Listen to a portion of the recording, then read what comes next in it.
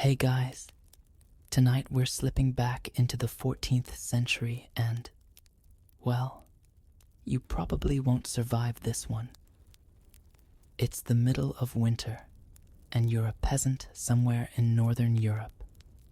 The wind howls through the cracks in your wooden shutters. Snow piles up against your door, and you're wearing the same undertunic you've had on since October. The cold isn't just outside, it's in the walls, in the floor, and if you're not careful, in your lungs. So, before you get comfortable, take a moment to like the video and subscribe, but only if you genuinely enjoy what I do here. And hey, drop your location and local time in the comments so we can all marvel at where we're drifting off from tonight. Now, dim the lights. Maybe turn on a fan for that soft background hum, and let's ease into tonight's journey together. You wake up shivering. The straw mattress has grown cold and slightly damp overnight. There's a dull ache in your joints, the kind that says winter has fully arrived. The thatched roof above you doesn't quite leak, but the dew gathers there anyway, dripping down in slow, icy droplets like the world's least satisfying water torture. Your breath fogs in the air as you sit up. You can't see it, but your nose is already a dull pink from the chill, and the tips of your fingers feel stiff. You shake them out. It helps. Barely. And this, you realize, is going to be a normal winter's morning. Outside, the snow has crusted over. The chickens haven't clucked yet, which means it's still early. You listen for the distant bark of a dog, maybe the grunt of a neighbor's pig being coaxed out from under a lean-to. The village hasn't stirred. The fire in your hearth is nothing but gray ash. Time to get up and deal with it.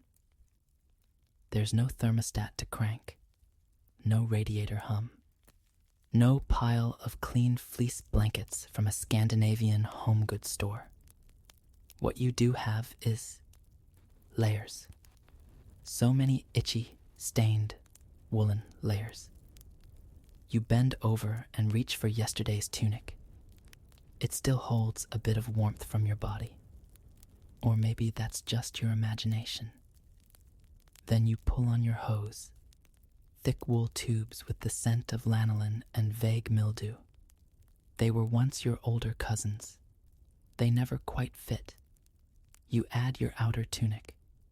Cinch it with a cord, then reach for your boots. They're leather, stiff in the cold, and likely still have bits of hay and frozen mud inside. Out the door you go, muttering something like a prayer, or possibly a complaint, to no one in particular. The yard outside is covered in snow, with the shape of a sleeping goat barely visible under a sagging wool blanket. The privy is too far to bother with, so you do what most do on winter mornings. You find the corner of the fence you've unofficially claimed. Make your offering to nature and head back inside. Breakfast isn't much. A slice of dark rye bread, hard from storage, and a lukewarm onion broth that was once soup. You chew slowly, mostly for warmth. There's a bit of pork fat melted into it from the last slaughter, and it's the richest thing you'll taste all week.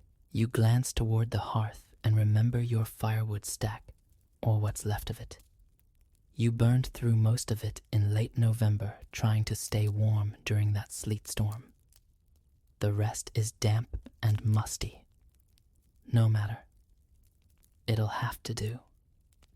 You kneel by the ash pile, rake out the least dead embers, and start blowing. Your hands cup the spark. Your breath coaxes the flame. Eventually, you get something. It's smoky. It stings your eyes, but it's heat. And in this world, that's sacred. Historians still argue whether the average peasant truly suffered as much as we imagine during these winters.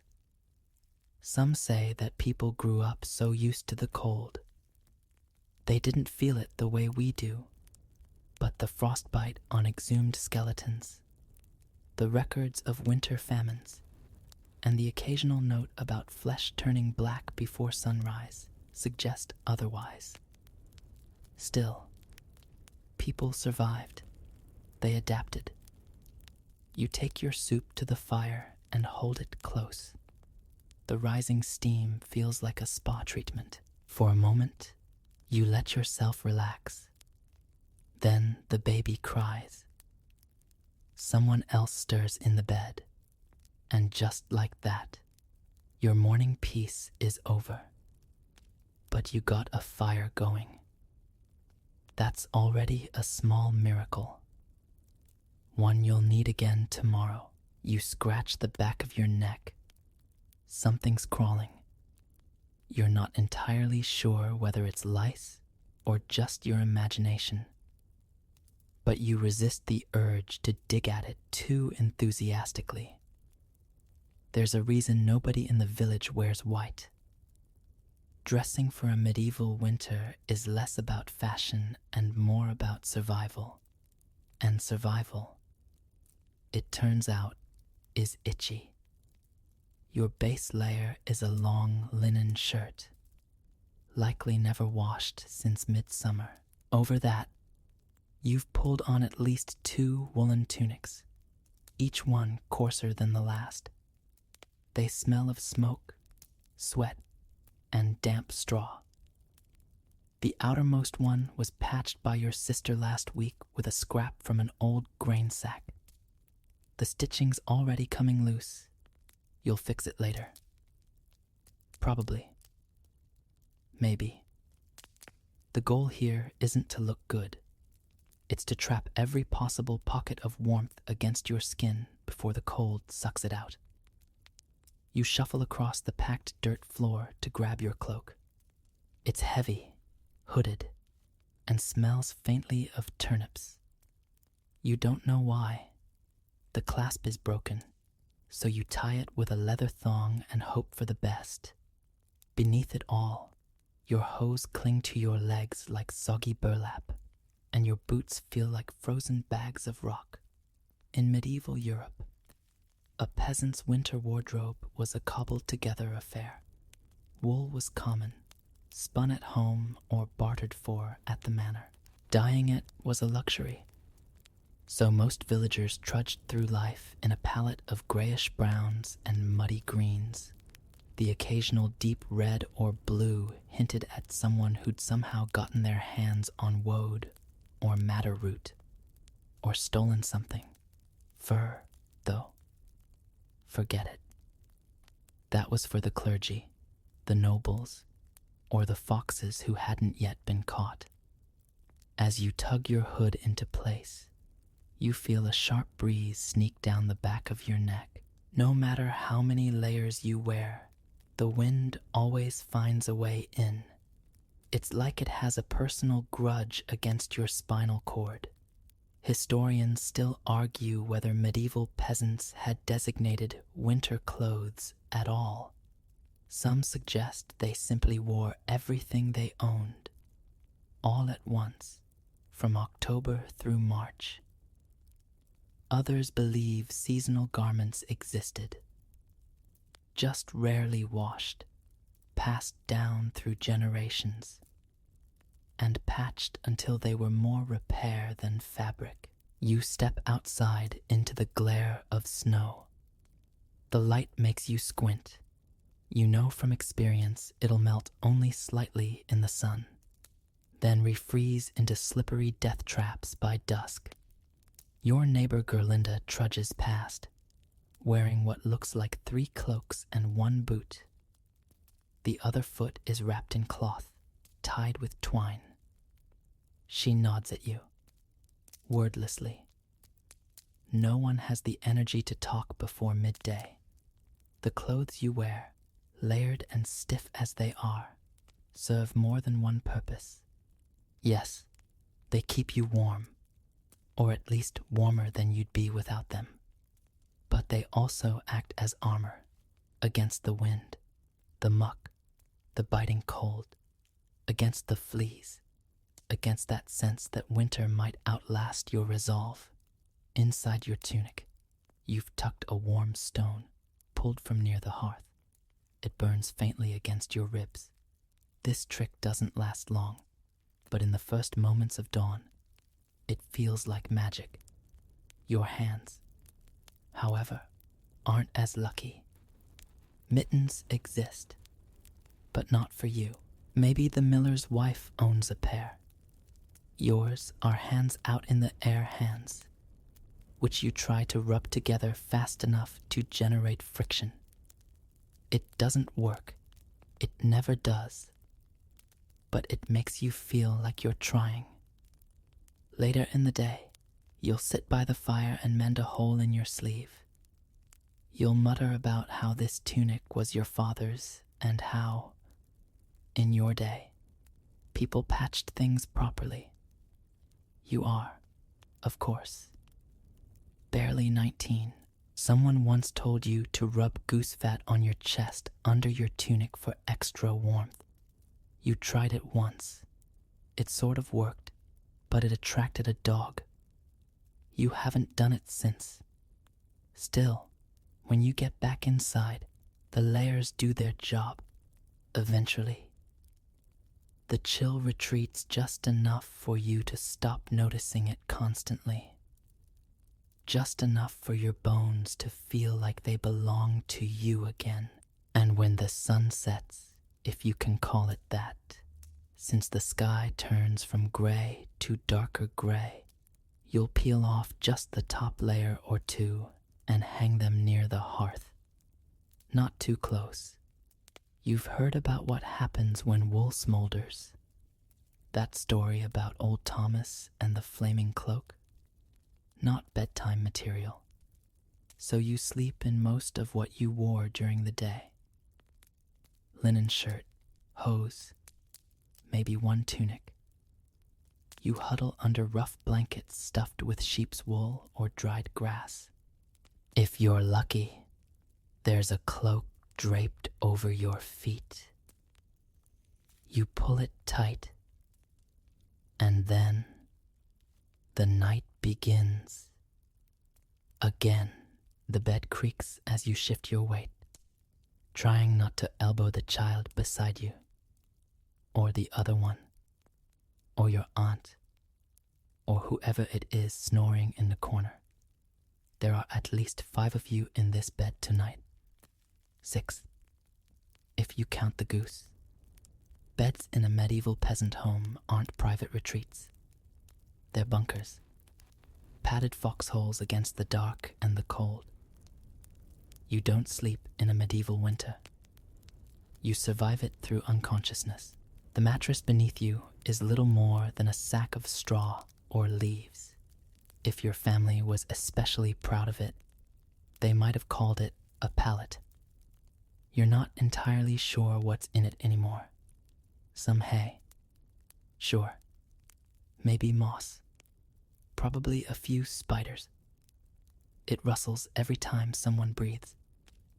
Your blanket is a thick woolen covering, patched and repaired too many times to count. It smells like firewood, skin oil, and something vaguely rodent. That's because it was near a rodent. You saw it last week. It made eye contact. Still, the blanket is your salvation.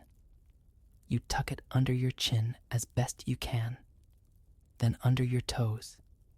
It's heavy in a way that's oddly comforting, like being pinned beneath a sleepy sheep. You imagine it's warmer that way. The fire is out. You didn't want to burn more wood. It's too precious. And besides, the embers in the hearth still give off a faint, fading glow. You can just barely make out shapes in the room. Your brother's hair poking out from the covers. A clay jug beside the bed.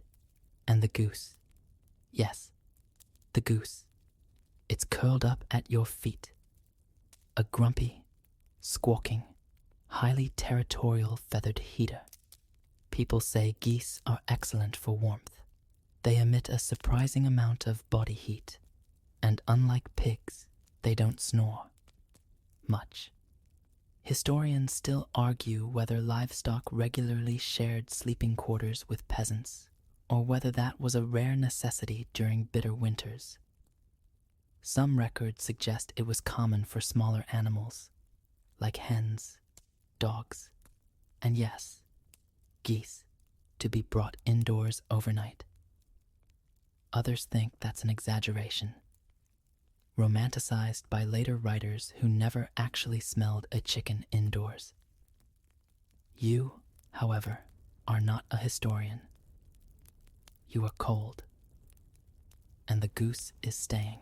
The room is filled with the quiet, rustling symphony of sleeping bodies, the soft whimper of a dreaming child, the occasional cough, the rhythmic creak of the beams overhead whenever the wind picks up.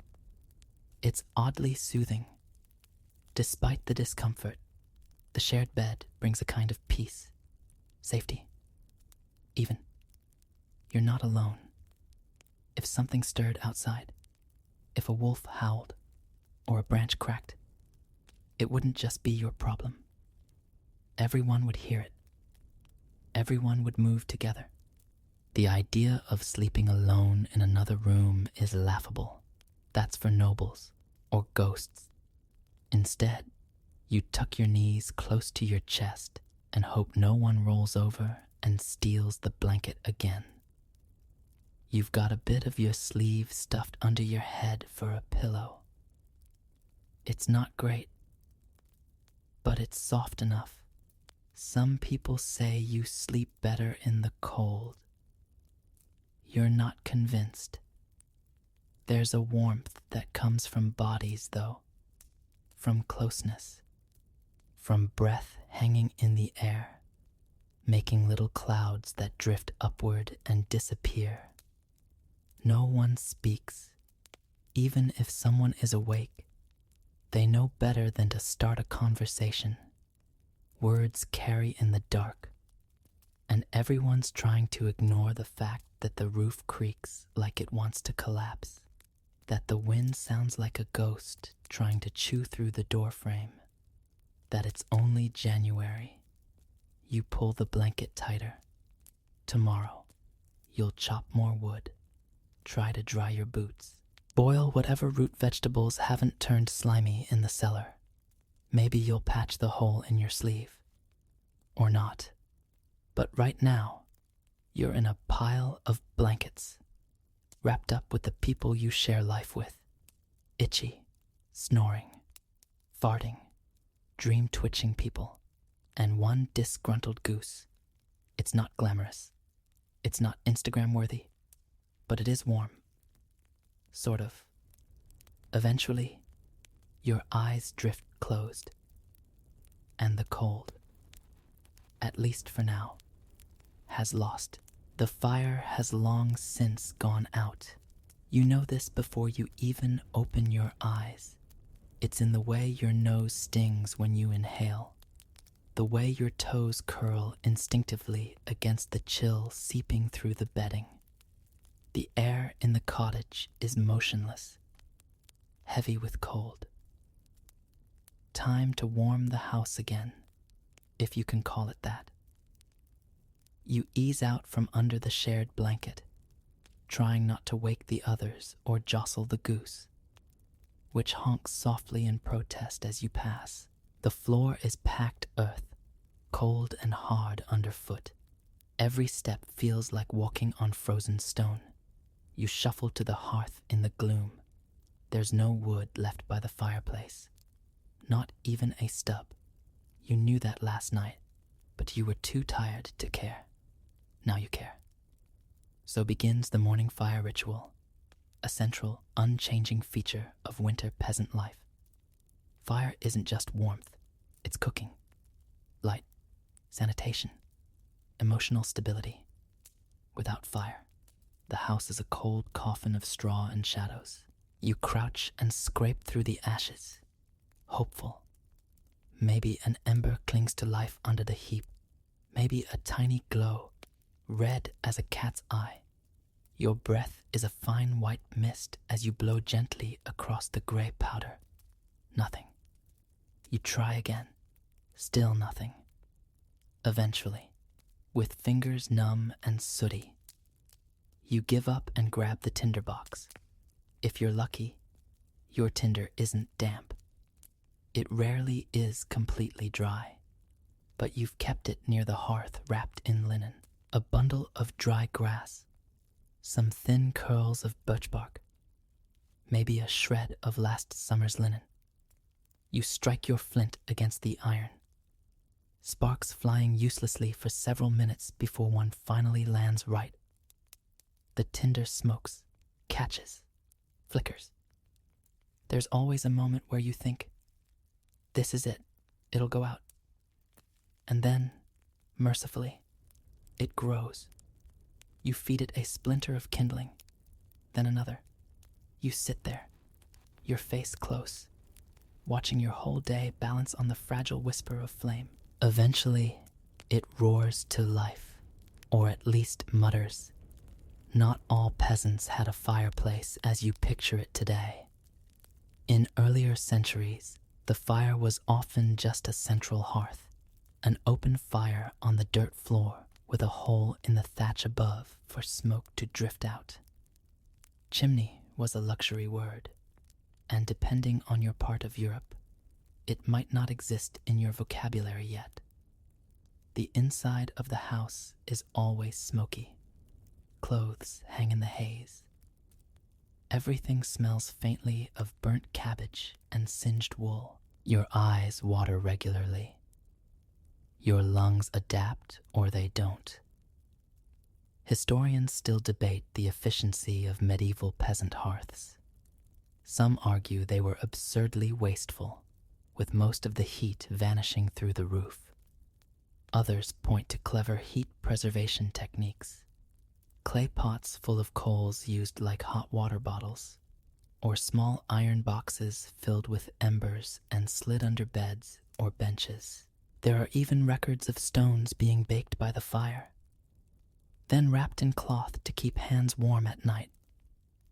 You manage to get the room above freezing. Progress.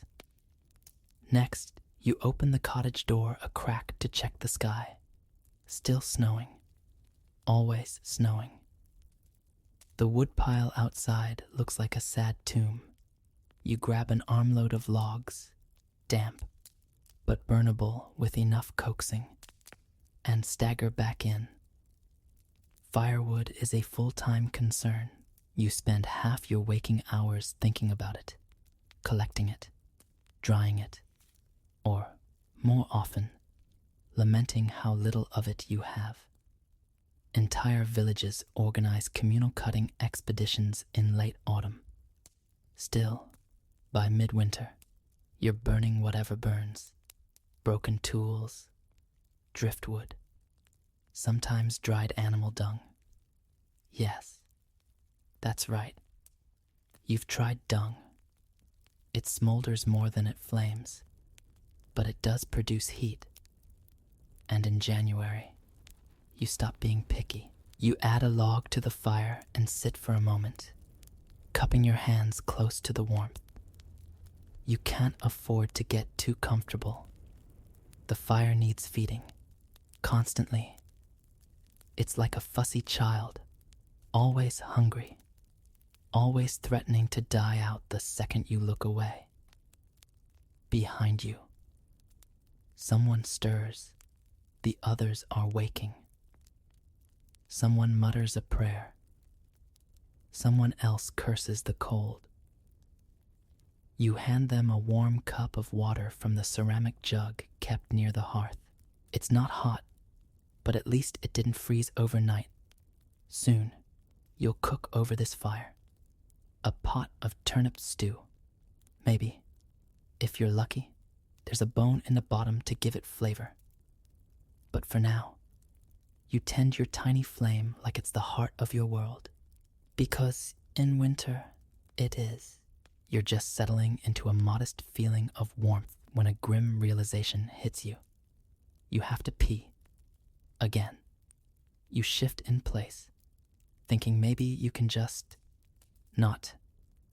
Maybe you can fall back asleep and pretend your bladder doesn't exist. But no, that's not how this works. Your body's already sending that undeniable, creeping urgency. There's no way around it. In warmer seasons, this would mean a quiet walk outside, a stretch under the stars, maybe even the soft crunch of grass beneath your bare feet. But it's winter. Everything outside is either frozen, dangerous, or both. So you glance toward the corner. The bucket is there. It's been emptied recently, thank the saints. But it's still not your preferred destination. Not that you have many choices. The outhouse, such as it is, sits far from the cottage, near the chicken coop. The snow drifts outside the door are knee-deep, and your boots are still drying from yesterday's trip to the well. You sigh. Chamber pots, slop jars, night buckets, call them what you like, but they're part of the peasant winter survival kit. Every household has one. Some are made of clay, others of wood or cheap tin. The more fortunate might use a proper ceramic pot, but you suspect that's reserved for the priest's house. You shuffle over, the floor biting cold beneath your soles. The bucket is cold too. Everything is cold. There is no dignity in this moment, only urgency. You finish your task quickly. Cover the bucket with a cloth to mask the worst of the smell, and shuffle back to bed like a guilty squirrel. You try not to think about the splash you heard. Historians still argue how frequently chamber pots were used versus simply going outside, especially in rural areas. Some say it was a convenience reserved for the sick or the elderly. Others insist that winter cold made night buckets a necessity for everyone, children, parents, and goose alike. Of course, not all chamber pots stayed indoors. In wealthier towns, a servant might empty them each morning into a communal waste ditch. In the countryside, let's just say you know exactly which part of the field not to walk through come spring. Back under the covers, you curl into a ball again. The residual chill from your brief excursion clings to your skin like frost. You press your hands to your chest to steal some warmth back. The fire is still burning, and the smell of turnip stew is starting to drift from the pot above the hearth. Someone else gets up to use the bucket. There's a quiet scuffle, a muttered curse, the soft sound of a bump into the wall. You pretend to be asleep. That's the rule. No eye contact during chamber pot hours. This is winter in the medieval countryside, a constant battle between the necessities of the body and the tyranny of the cold. Your house has no insulation. The wind snakes through the walls, and you're not even sure your bucket doesn't have a crack in it. You remember once hearing a story from the old shepherd about a woman who got up to use the latrine one icy morning and slipped, breaking her leg. She survived the fall, but not the week that followed. Whether the story's true or not doesn't matter. You've believed it ever since. Sometimes you wonder if the cold ever got into people's dreams. You've certainly had nights where you dream you're back in the summer, standing barefoot in a stream, sun on your shoulders, only to wake up stiff with cold and sore from sleeping on a straw mattress that's slowly losing its shape. you'd trade a week of boiled cabbage just to feel warm from the inside for once. You pull the blanket up to your nose and try to drift off again. The bucket, thankfully, does not slosh. You wake with your tunic twisted halfway around your body and your hose creeping down one leg. Somehow, your sleeve is wrapped around your head like a makeshift blindfold. This, apparently, is your version of medieval pajamas. No one wears sleepwear the way we think of it now. You don't change into cozy flannel sets or silk robes.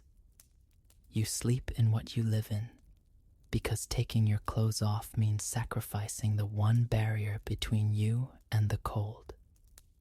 That's a luxury only the rich can afford. Your underlayer, a rough spun linen shirt, doubles as your nightshirt. It's long enough to bunch around your knees, but not long enough to keep your thighs warm. Your hose stay on, unless they've stretched or drooped beyond salvation during the night. You tug them back up and feel the familiar friction of wool against raw winter skin. There's something profoundly unsexy about medieval bedtime. Nothing is soft. Nothing smells nice. And everything itches. In some parts of Europe, wealthier peasants might have owned a nightcap, usually linen or wool, designed to keep the head warm during sleep. You've seen one once on the bailiff's son. Looked like a deflated gnome. You make do with pulling your hood over your ears and hoping it doesn't strangle you in your sleep. You reach for your belt and wrap it loosely around your middle. It's a strange comfort, even in bed. It gives you the illusion of structure, of preparedness, as if you might leap into action at any moment, which you won't, unless the house is on fire or the goose finally snaps. Historians still argue whether medieval peasants slept fully dressed or stripped down to their underclothes. Art from the era is unhelpfully symbolic. Angels, saints, and kings often sleep in robes, while peasants are rarely depicted at all unless they're being arrested or harvesting turnips. But written records, when they mention sleep at all, suggest that shedding outer layers was a rare luxury. More likely, you slept in the same sweaty bundle of fabric you wore all day, conserving every ounce of body heat you could. There's another reason to stay dressed. Fleas. You've scratched yourself half a dozen times already this morning, and the day hasn't properly begun. Your shirt's collar, your armpits, your ankles, all prime territory for your itchy little roommates. They're an unavoidable part of peasant life. Some say sleeping half naked only gives them easier access. Others insist that changing into a clean shift at night helps keep them away. You wouldn't know. You don't have a clean shift. Your clothes are patched, re-dyed, and stretched far past their original lifespan. The colors are a mystery. Once, you think your outer tunic might have been green. Now it's a kind of grayish moss, perpetually stained with soup, sweat, and soil. You spot a loose thread on your sleeve and decide to leave it alone. Last time you pulled one, the whole seam unraveled. Your younger cousin beside you mumbles in her sleep and kicks you in the shin. You flinch, then tuck your legs up again. She's drooling slightly, lips parted, blanket riding low. You pull it back up over her shoulder. Your own dreams had been short and restless. You remember firelight, maybe a cartwheel, someone yelling about cabbages, standard fare. You sit up, feeling the stiffness in your back. Sleeping in clothes doesn't exactly make for restful nights, but it does mean you're ready to start the day the moment your eyes open. Sort of. You still feel like a sack of potatoes in human form. Outside, the wind growls against the thatch. You shiver instinctively and reach for your cloak. It's scratchy, but at least it hasn't frozen solid overnight. That happened once, when someone spilled water on it too close to the wall. You tie it at your neck and step back toward the hearth. The fire is mostly coals now, but it'll do. You toss on another log and breathe on your fingers until they start to tingle. This is winter dressing for survival.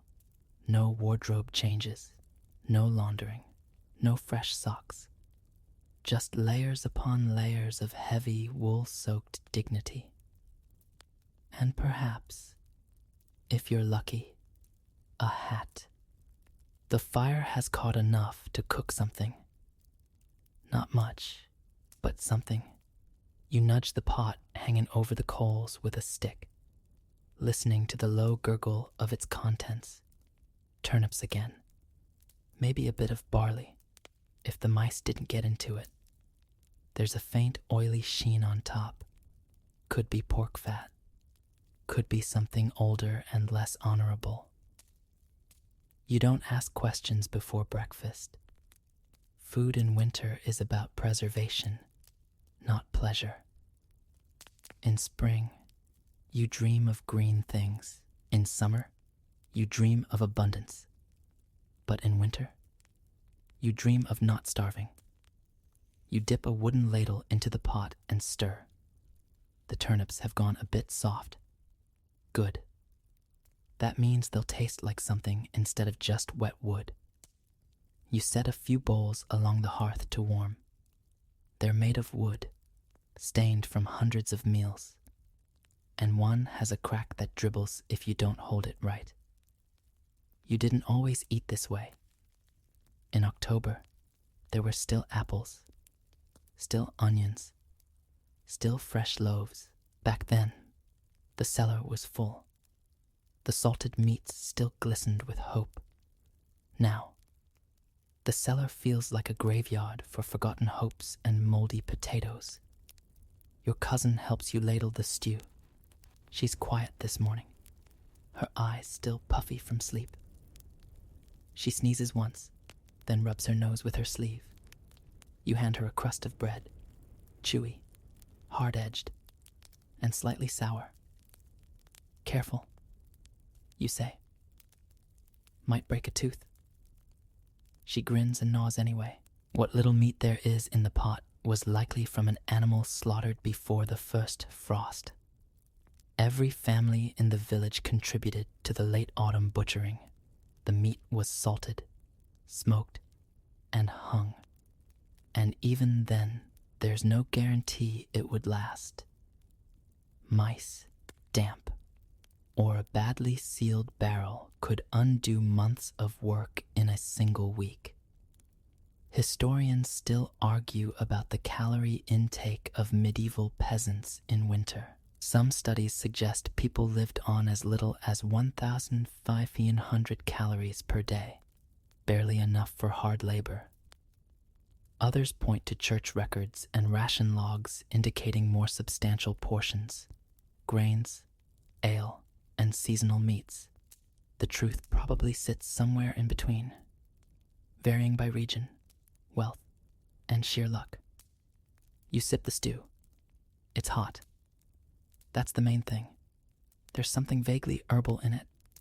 Dried parsley, maybe. Or nettle. It tastes like the edge of a leaf and the memory of garlic. But it's warm, and it fills your stomach, and it stops your hands from shaking. For a moment, you feel almost rich. You remember last year when your uncle bragged about boiling bones for 3 days to make the good soup. You all mocked him until you tried it. That broth was better than most feasts. You'd drink it again now if you had a bone worth boiling. Preservation is everything. The cabbages were buried in sand-filled pits. The root vegetables were stuffed into barrels layered with straw. You dried herbs on strings near the hearth and hung apples in rafters to keep them from freezing. You once tried storing milk through winter by leaving it outside in sealed clay pots. It didn't work. You don't talk about it. Some foods come out in winter that you never touch in summer. Fermented turnip mash, for example. It smells like old socks and sour rain. But if you warm it just right and mix in a little honey, it becomes almost tolerable. And tolerable is basically a delicacy these days. Your cousin asks for more. You oblige. You catch a whiff of yourself as you lean over the pot. The stew smells better. That's both a relief and a reminder that bath season is several months away. Maybe someone will melt enough snow soon for a wash bowl. Maybe. You divide the last of the bread and tuck the loaf into a cloth to save the rest. It's already hardening, but you'll boil it into mush later. Nothing is wasted. Nothing can be. You sit near the fire as the others eat, feeling the heat on your face, the food in your belly, and the cold still clinging to your back. It's not comfort, but it's survival. And sometimes they look a lot alike. The stew pot is empty. The fire crackles in quiet satisfaction. And now that your belly is full, your eyes begin to notice something else. The dark. Not just any dark, but the kind that feels like it seeps out of the walls themselves. You reach for the rushlight. It's not glamorous. A thin reed dipped in animal fat and hardened to a pale yellow stick. The rushlight burns low and fast. You strike a flint again.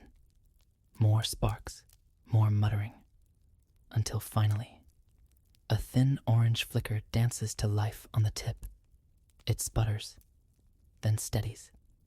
This tiny flame will guide you through the next few tasks.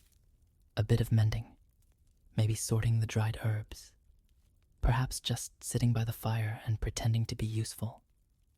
It throws off almost no warmth and smells faintly of burned bacon and wet barn. But it's light, and that's precious. Candles, the good ones made from beeswax, are too expensive for everyday use. You saw one once at the church, a thick golden pillar that didn't even drip. It smelled like honey and looked like royalty. This rushlight is the opposite, greasy, smoky, and prone to going out if someone sneezes too close. You place it in its holder, a scrap of bent metal salvaged from a plow, and go about your evening. You could light a second, but you're not made of reeds. One at a time. The house dims around you as dusk settles. There are no glass windows, just shutters you pull closed and bar with a stick. The light leaks in slow, then dies. The fire is your sun now. Historians still argue how much time peasants spent in complete darkness during the medieval winter.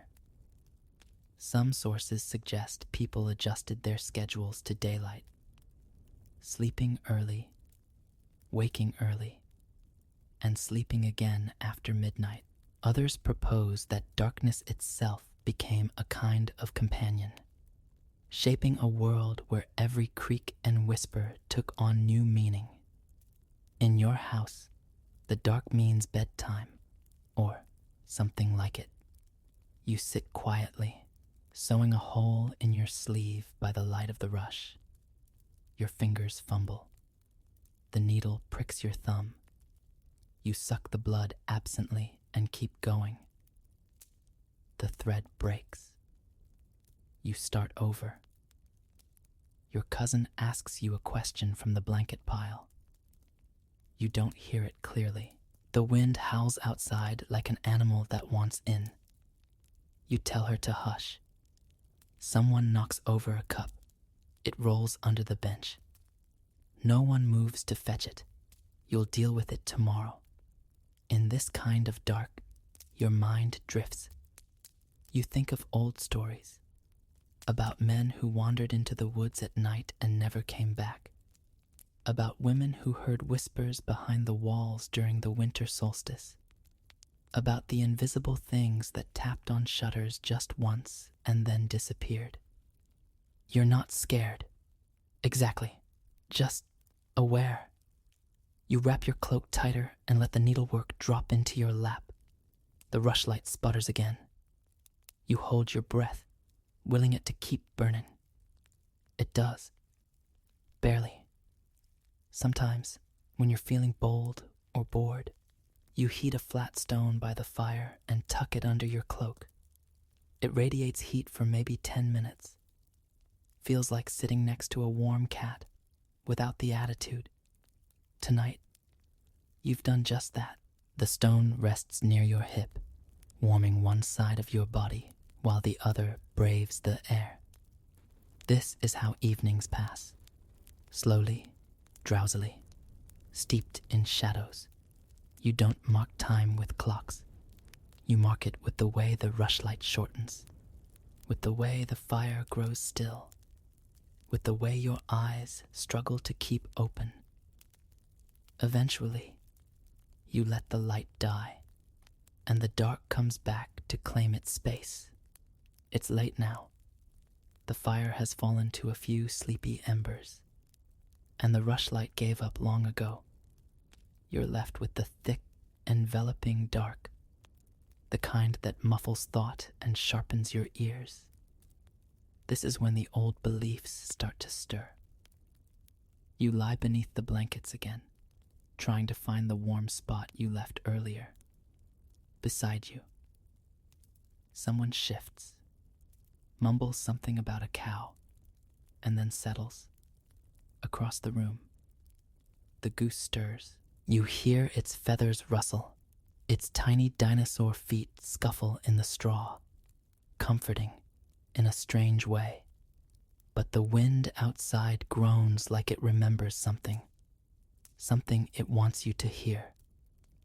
In the village, people talk about how cold invites spirits. Not ghosts exactly. Spirits.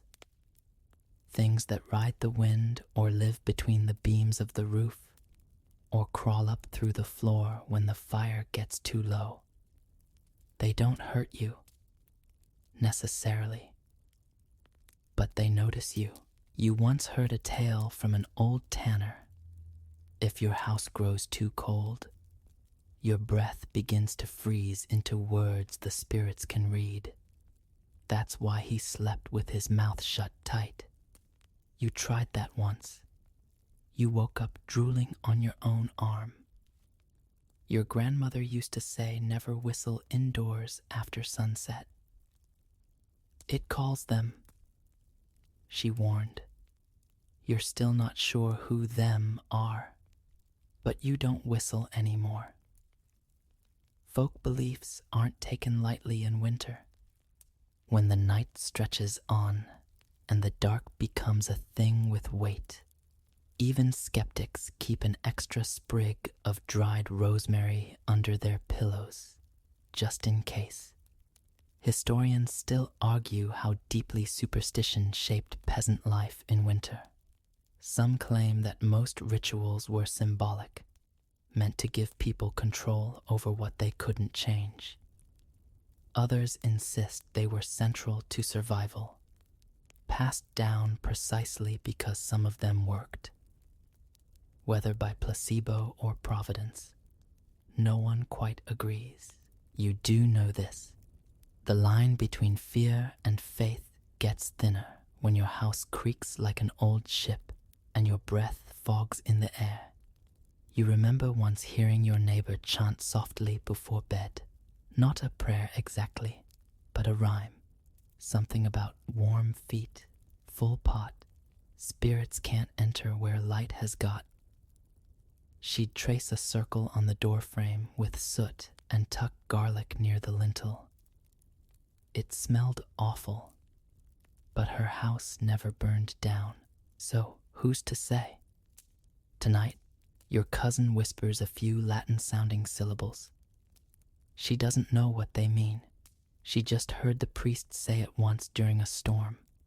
Her eyes are open in the dark, blinking. You don't ask why. Instead, you focus on your body. You're curled on your side, back to the wall. Your knees are tucked close, your cloak pulled over your shoulder like a tent.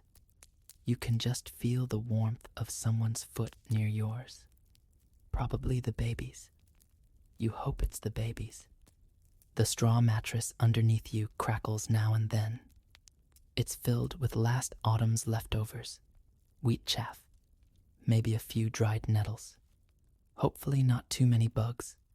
You shift slowly, quietly, so as not to invite more cold into your makeshift cocoon. A sudden noise outside.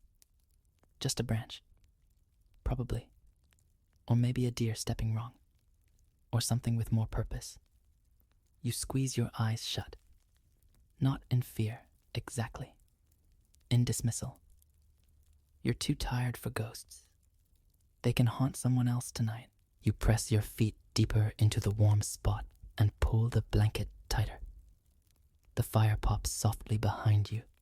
One last breath before the coals go quiet. Somewhere, an owl hoots. And then, silence. You let your thoughts melt into the hush. You stop trying to make sense of shapes in the dark. You stop trying to name the wind. The cold is still there.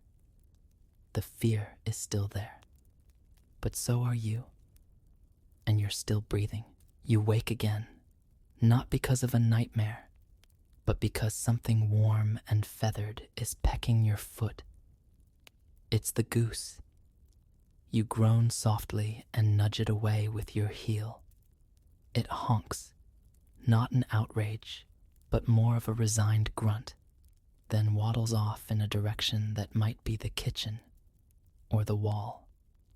It's too dark to tell. This is what winter means, living with your animals. Literally. Not just alongside them, not near them, but with them, under your roof, beside your fire, sometimes under your blanket. And it's not out of affection, it's survival. You listen for the chickens. One of them is roosting in a basket under the bench. Another might be up in the rafters. You're not sure. They shift occasionally, rustling straw, occasionally letting out soft clucks as if to reassure themselves they still exist. The dog snores near the hearth. You're not even sure whose dog it is anymore. It might have followed someone home during the harvest and just stayed. It earns its keep by being warm and by barking at nothing once a week. And then there's the pig. Big, pink, and slightly terrifying. It lives in the corner by the door, under a pile of blankets and hay. It's quiet now, thankfully. But when it gets up, the whole house will know. The floorboards tremble. The children cheer. The goose panics. It's a whole thing. You don't mind. The pig is body heat, insulation, early warning system, and savings account all rolled into one. Historians still debate how often animals were truly brought indoors during the coldest months. Some suggest it was only for the poorest or in the most extreme regions. Others believe it was a regular practice, especially in places with single-room homes and no barns. Archaeological evidence shows a mix. Animal bedding alongside hearths, soot in places where livestock shouldn't have been. But you're not reading a manuscript. You're living in a cottage that breathes livestock. There's a faint smell of hay, manure, damp wool, and wet feathers. It should be offensive, but it's not. It smells like life, the kind of messy, necessary life that keeps you warm through the dark months. You sit up and toss another stick into the hearth. A tiny shower of sparks leaps up, then dies. You blow gently on the coals and watch them glow. The pig snorts in its sleep. You wonder if pigs dream. You can't imagine going through winter without the animals. The house would be too quiet, too cold, too empty. They fill the space with heat, noise, and a peculiar kind of comfort. Your cousin wakes and mutters something about eggs. You doubt the hens are laying. It's too cold. Still, she shuffles toward the basket and lifts a sleepy chicken. It pecks at her hand lazily, then settles back down. No eggs, no surprises. The goose returns. It stands beside you, staring. There's always something unsettling about the goose. It's too intelligent, too upright, as if it knows more than it lets on. You toss it a crust of bread. It ignores it and keeps staring. You stare back. This continues for a full minute before it loses interest and waddles over to the pig's blanket pile, fluffs its feathers, and sinks down with a satisfied sigh. You're not sure who's in charge anymore, but it's probably not you. You settle back into your spot and pull the blanket over your legs. The animals shift, resettle, and the night returns to its usual rhythm of snores, creaks, and faint pecks, and for a moment you realize you're warm, not because of the fire, not because of the blanket, but because of the strange, clucking, snorting, wheezing menagerie that fills your home. And somehow, it's enough. You lie there, trying not to think about your spine, or your hips, or your shoulders, or the small, mysterious pain forming behind your left knee. This is the reality of medieval bedding. The mattress is mostly straw, old, flattened, and suspiciously pokey. Some of it might actually be dried bracken, or rushes, or even leaves if straw was in short supply. You don't ask. You just try to shift your weight away from the sharpest lump and hope nothing's alive inside it. Your blanket is a patchwork of wool and mystery. Bits of old tunics, a few pieces of sackcloth, even a hem from your aunt's wedding dress. Don't tell her. It's heavy in the best way. Dense, scratchy. It smells faintly of sheep, tallow, and smoke, with a whisper of mildew near the edges. You'd never call it soft, but it holds in warmth like a slow oven. As a child, you used to think of the blanket as a kind of shield against the cold, the dark, the mice. It still works.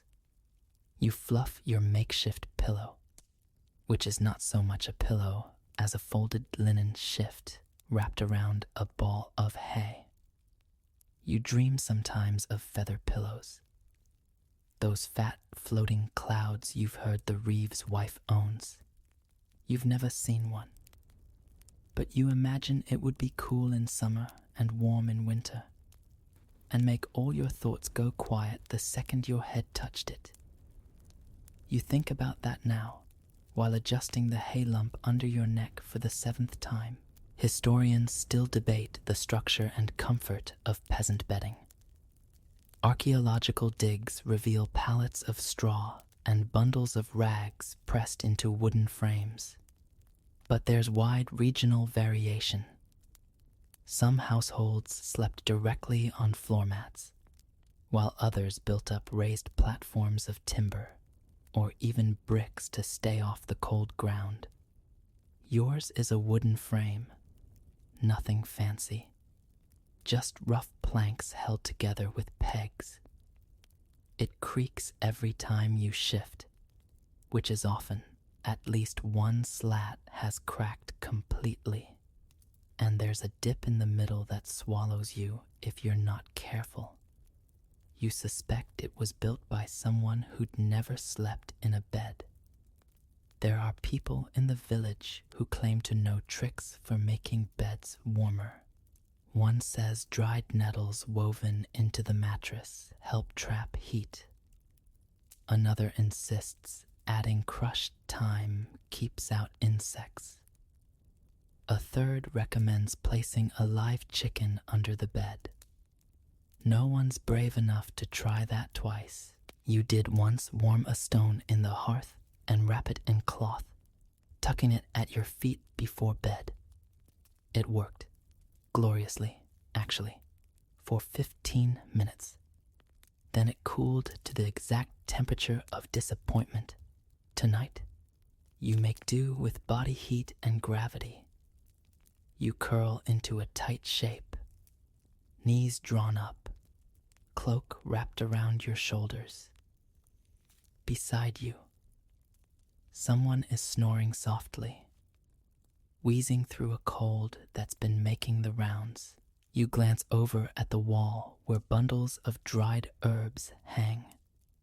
Lavender, if you're lucky. It's supposed to calm the nerves. You take a deep breath and catch the faintest scent of it, overpowered by smoke and the ever-present perfume of livestock. There's a quiet pleasure in this stillness. Not comfort, exactly, but a kind of surrender. The bedding may scratch, the mattress may stab, and the blanket may weigh as much as a goat, but they all serve the same purpose. They hold you together through the night. You feel your body begin to settle. The straw shifts beneath you. You ignore the part of your hip going numb, and you close your eyes, letting yourself slip into that strange, half-warm sleep known only to peasants and animals in barns. A small cough stirs you. Not yours, but the baby's. You crack one eye open, half expecting the goose to be sitting on your chest again. It's not. Small mercies. The air in the cottage has cooled again. The fire's nothing but a faint orange glow under a crust of ash, and your blanket has slipped off your shoulder. You tug it back up and glance toward the sleeping children, nestled like a pile of mismatched dolls across the mattress. Keeping children warm through medieval winters wasn't easy. In fact, it was a quiet kind of miracle. There were no heaters, no space blankets, and certainly no fleece onesies. There was only shared body heat, cautious layering, and sometimes a surprising ingredient. Ale. Yes, really. Children drank ale. Not the strong kind that sends grown men singing down village roads, but a thin, weak version known as small beer. It had just enough alcohol to kill off some bacteria, and just enough warmth to send little ones off to sleep with a rosy flush in their cheeks. You remember your mother soaking a heel of bread in warm ale once, feeding it to your younger brother when he was shivering too hard to chew. He stopped crying within minutes, slept like a rock. Of course, he also snored like a donkey the rest of the night. But that was a good sign, really. You shift closer to the nearest child. A cousin, maybe a niece. You've lost track. They all blend into one bundle of elbows and tiny cold feet. She's pressed up against her older brother, who has his arm over her like a blanket. She's warm. That's what matters. You gently feel her forehead, not feverish, just flushed. You exhale, relieved. Historians still debate how much concern medieval peasants had for child health beyond infancy. Some argue that high mortality rates made people emotionally distant. Others suggest that in tight-knit rural communities, every child was a shared responsibility, guarded like a future breadwinner, or at the very least, an extra set of hands for planting season. Your village believes in the latter. Children are precious. Even when they break your favorite bowl or put frogs in the stew pot as a prank, you glance across the room at the cradle. It's not being used tonight. Too cold. Infants are kept close, usually in bed with their mothers or swaddled tightly and tucked into arms. Cloaks, even bread ovens that have been cooled to a comfortable warmth. Yes, bread ovens. A good masonry oven, after baking, stays warm for hours, long enough for a mother to nestle her baby inside on a pallet of blankets. Close the door partway, and let the residual heat lull the infant to sleep. It sounds absurd now, but you've seen it done. Safely, lovingly, desperately. You roll onto your back and stare at the rafters. They're dark, crisscrossed with cobwebs, and hung with bundles of drying herbs. Your cousin once claimed a bat lived up there. You hope not, though honestly, if it doesn't eat much and stays quiet, it's welcome. A soft whimper rises from the pile beside you. You turn over and pull the child closer. She burrows into your shoulder without opening her eyes. Her hair smells of smoke and milk and dried grass. You remember nights like this when you were her size, clinging to a warm body, listening to the night sounds, trusting that someone else would keep the fire going. Now that someone is you, you close your eyes and breathe deeply, letting your exhale warm her forehead. Outside, the wind tugs at the shutter again. Inside, the child's breathing steadies, and you remember something your grandmother said years ago as she tucked a blanket around you both. Children don't survive winter because of fires or blankets. They survive because someone didn't let go. You hold her tighter and promise yourself you won't let go either. Your back hurts. Again. Still. Perpetually. But tonight, it's not just the usual straw mattress ache. It's something deeper, like your bones have been chilled from the inside out.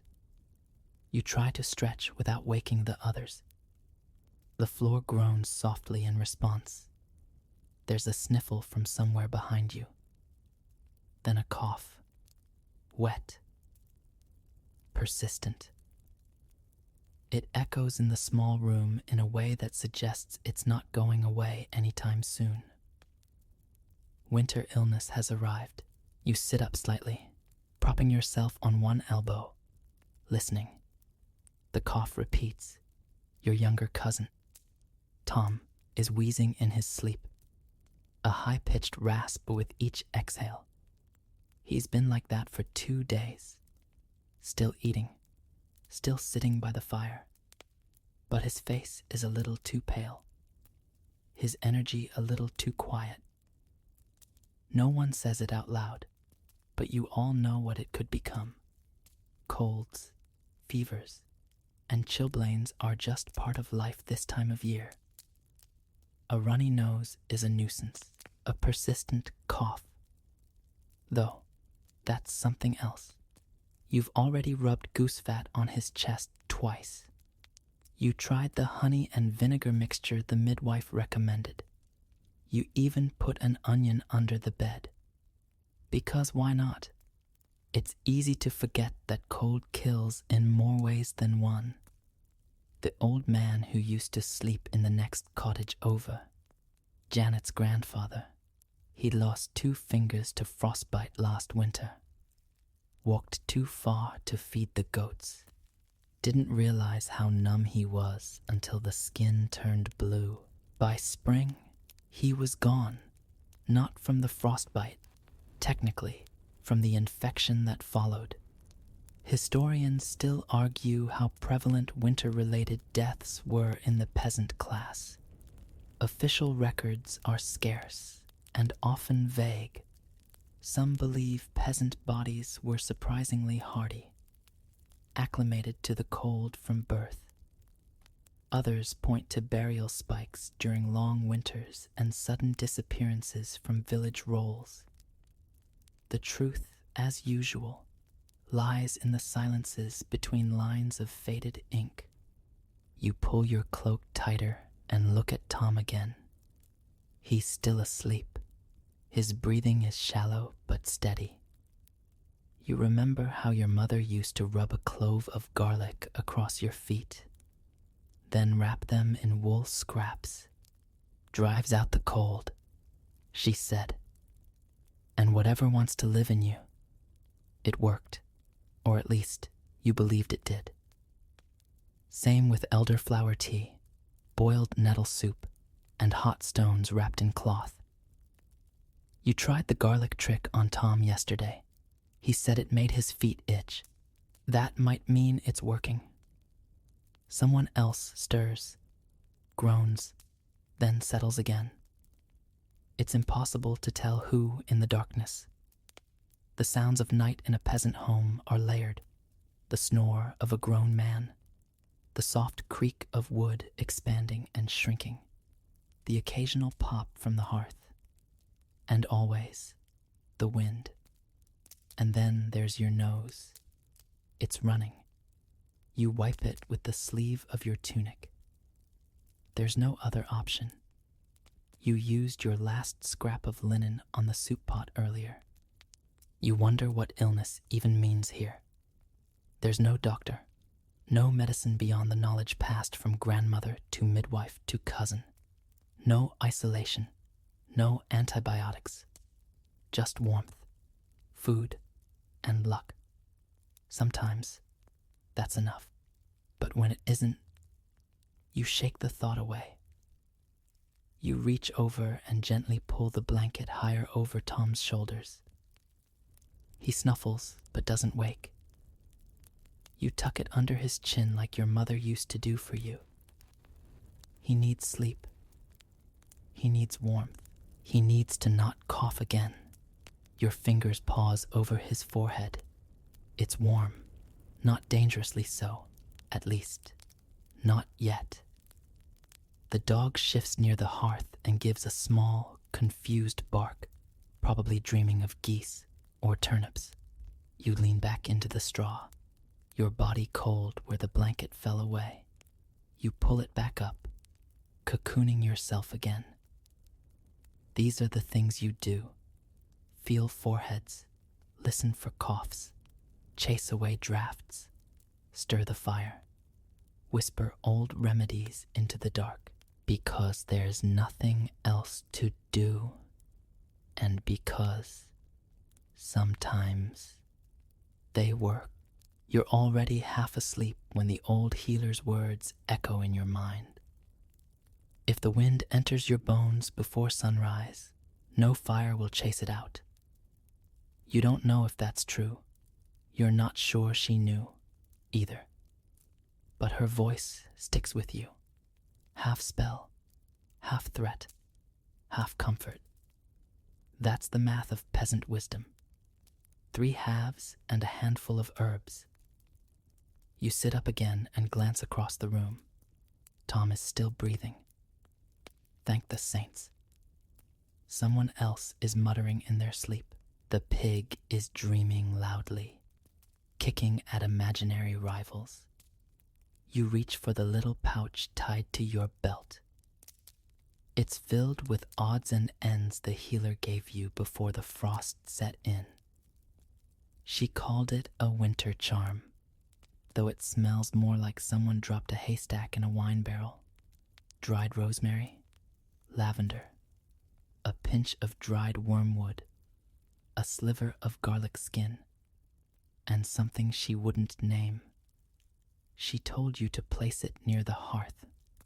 You put it under your bedding instead. Folk remedies, superstitions, prayers disguised as potions. This time of year, everyone becomes a believer in something. You shuffle to the table and fumble for the bundle of dried herbs strung from the rafters. Thyme, chamomile, yarrow, and that one plant that no one's quite sure is safe.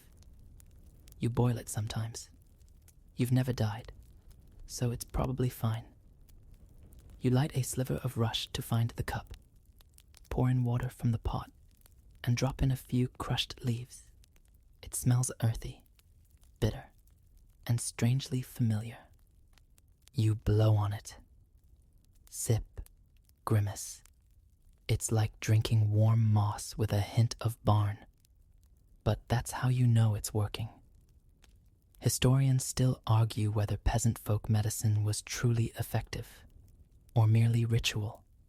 Some claim it was a mix of old Roman knowledge and oral tradition, refined through centuries of trial and error. Others believe it was more symbolic, comfort through action, not chemistry.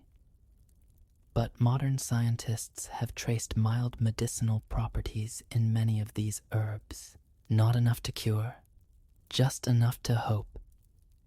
You remember how the healer rubbed beeswax on your chest once when you had moon fever. She called it a seal of the ribs. It didn't cure you, but the warmth, the care, the smell of it, they helped. Now, you're the one making brews, muttering charms, and pretending you know which herb is which when they've all gone gray from smoke. You leave the cup near Tom. He won't drink it unless he wakes up, but maybe the scent alone will coax his breath back into rhythm. Then you place another bundle of herbs by the door, just in case. The house is filled with small protections now, lines drawn in ash, knots tied in string, a carved charm above the lintel, a bone circle under the pig's straw. Each one says, I see the winter. I won't go quietly. Your grandmother used to say that winter wasn't just a season. It was a visitor, a rude one, uninvited, unrelenting, and impossible to ignore. You could survive it, but only if you played by its rules, left offerings, followed patterns, honored old truths. You don't know if you believe all that, but you're still here. So, maybe there's something to it. You ease back into the bedding, pulling the blanket to your chin. The charm pouch presses softly against your ribs. The herbal steam curls through the room like a ghost with good intentions. Outside, the wind falters just for a moment. Inside, your house hums with the quiet magic of small things done with care. And somewhere between superstition and science, you fall asleep. There's a sound in the night, not loud, but sharp enough to stir you. A distant thunk, followed by the faint rattle of wood on wood. You hold your breath. The others are still asleep. The fire has nearly gone out, leaving only the barest shimmer beneath the ashes.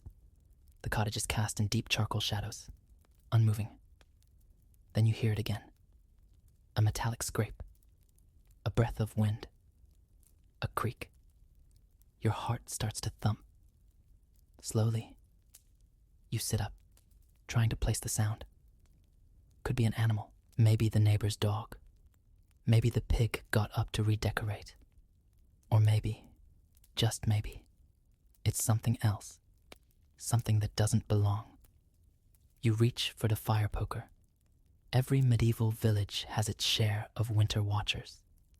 Not just spirits or stories, but real people. The ones who stayed awake while others slept. The ones who made sure the fires didn't die. That the doors stayed barred. That the goats weren't quietly walked off by strangers under the cover of snow. Tonight, that watcher is, apparently, you. You shuffle to the door and press your ear against the wood. Nothing, just the sound of wind sifting through the thatch.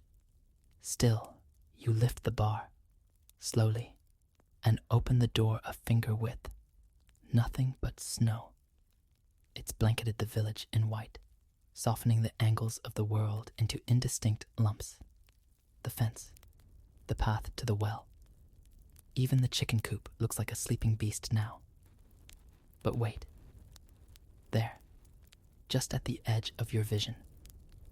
A shape, moving. You squint.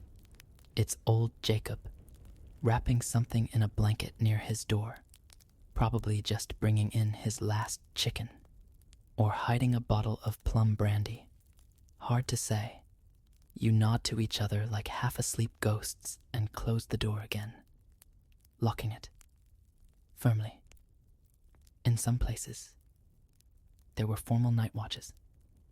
Men assigned to patrol village paths, carry torches and ring bells if they spotted danger. In smaller hamlets like yours, everyone watches in their own way. A cracked shutter, a sniff at the wind, a neighbor who always seems to know when trouble's coming. Historians still debate how common rural crime was during the winter months. Some say desperation made thieves bold. Others argue that snow and cold acted as a natural deterrent. But stories of stolen woodpiles, raided food stores, and disappearing livestock fill the margins of many medieval records. You check the inside of the door once more, then wedge a broken stool against it for good measure. The pig snorts approvingly from the corner. As you turn, you catch sight of the church steeple through the window's narrow slit. It's faintly illuminated, maybe moonlight bouncing off snow. Or maybe someone lit a lantern inside. The bell used to ring once at midnight to mark the turning of the day.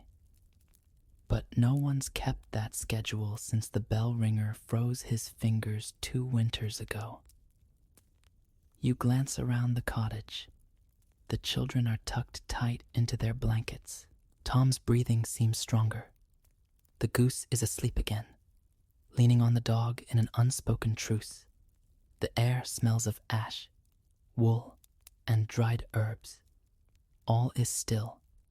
This, too, is part of survival. Not just warmth and food, but vigilance. Watching the world when others cannot. Protecting the small circle of breath and warmth you've managed to hold together. You take a seat by the fire and stir the coals. A tiny flame rewards you. You coax it carefully, whispering encouragement like it's a child learning to walk. You place a dry stick on top, one of the last, and sit beside it, cloak pulled tight, chin resting on your knees. You'll keep watch a little longer, just until the sky starts to lighten, just until the rooster crows, just until winter blinks first. Dawn doesn't arrive with fanfare. It slips into the room slowly, like a polite guest who doesn't want to wake anyone. A faint gray light filters through the cracks in the shutter, just enough to dull the edge of shadows. You blink into it, bleary-eyed and hunched beside the hearth, where your impromptu fire has dwindled back to a shy cluster of coals. You've been dozing in and out, chin on knees, cloak wrapped around you like a deflated tent. Your breath still fogs the air. It's warmer than it was, but not by much. Time to face the day. You stand slowly, joints cracking, and stretch in place. The children stir like sluggish kittens beneath the blanket mound. One foot pokes out. A tiny snore escapes. Someone lets out a sigh that sounds like it came from the soul. You reach for the firewood basket, knowing before you touch it that it's empty. Of course it is. You knew this moment would come. Winter always wins eventually. The wood runs out. The stew pot empties. The straw gets thin, and the cold finds its way in. Still, you put on your boots, stiff, cracked, and your outer cloak, the one with the missing clasp. You tug your hood down tight. Then you lift the latch on the door and push into the blinding white. The snow is deeper than yesterday. It's clean, untouched, almost blasphemous in its beauty. It swallows your boots with each step, crunching underfoot like dry bread crusts. You trudge toward the communal woodpile, more out of hope than certainty. The wind slices at your cheeks, but it's gentler now. Less a knife, more a spoon. You remember, faintly, being told about the green stick method. How your grandfather could tell if wood was dry enough to burn by the way it snapped. You've never quite mastered it, but you pick out a few logs that look promising. Your hands are already numb. On the way back, you pass Jakob's house. Smoke drifts lazily from his chimney. A good sign. You make a mental note to trade him something later. Dried beans, maybe for a bit of fat or flour. If the pig ever decides to stop sleeping and start cooperating, you might even offer sausage. Inside, the cottage has awakened. The children sit up, rubbing their eyes. Tom's color looks a little better. The baby is chewing on a corner of blanket. Your cousin's trying to coax the hen out of her roost with half a turnip. You stomp the snow from your boots and set down the wood. The dog greets you with a tail thump. The goose ignores you. As always, you start the fire again, hands moving on autopilot. Birch bark, twigs, breath, then a flicker, then warmth. It's nothing dramatic, just enough to remind everyone that heat is possible. This is what mornings look like in late winter. Not triumph, just persistence. Historians still argue how many winters medieval peasants could realistically survive without serious hardship. Some point to tree ring data and historical weather records showing harsh freezes and crop failures. Others argue that resilience, cultural and physical, played a bigger role than any ledger can reflect. You believe it. Because here you are. You reach into the pouch near the hearth and find the last of the dried peas. Not enough for soup, but maybe for mash. The children perk up as the fire grows. Someone jokes about milking the goose. Someone else, probably the goose, hisses in response. You let yourself smile. Outside, the snow continues to fall, but it's softer now, less cruel. You sit by the fire and stretch your hands toward it. They still hurt. Your boots are still wet. The stew will still be thin. But you're alive. You're warm. And you have just enough wood for tonight. You've lost track of how many days the snow has stayed. Could be 5. Could be 15. Time doesn't move forward in winter. It curls inward. Each day is a slow loop. Fire, stew, mending, sleep, and the endless search for warmth. Still, The worst is starting to pass. You can feel it. Or at least, you're trying to convince yourself. Outside, the snow drips now instead of falling. Little rivulets run from the eaves. Icicles that once hung like spears now taper to teardrops. You saw a patch of brown grass this morning, and you almost cried. The pig tried to eat it. Not symbolic, but fair. But spring isn't here yet. Inside the cottage, everyone is slower, more tired. Even laughter takes effort now. Tom's cough is better, but he's still pale. The baby hasn't smiled in days. Your cousin spends most of her time staring at the fire, humming some tune you half remember from last Candlemas. The cold doesn't fight anymore. It lingers, hangs in the rafters, seeps from the floor, like it knows it's losing, but refuses to leave without dragging something with it. There's barely any food left. The root cellar, once full of promise, is now a collection of sad onions, limp cabbages, and the eternal question of, is this still edible? You've boiled things you wouldn't tell the priest about. You've eaten soup made from broth, made from bones, made from soup. The cycle has gone full circle, and yet, you're still here. You're tired, yes. Your skin is cracked from the wind. Your nose is raw. Your hands are stained with soot and smoke, and whatever was in that barrel last week. But you haven't fallen. Historians still argue whether winter broke the medieval peasantry or bound them closer. The famine years, the cold decades, the winters without end, all left scars. But they also carved communities into stronger shapes.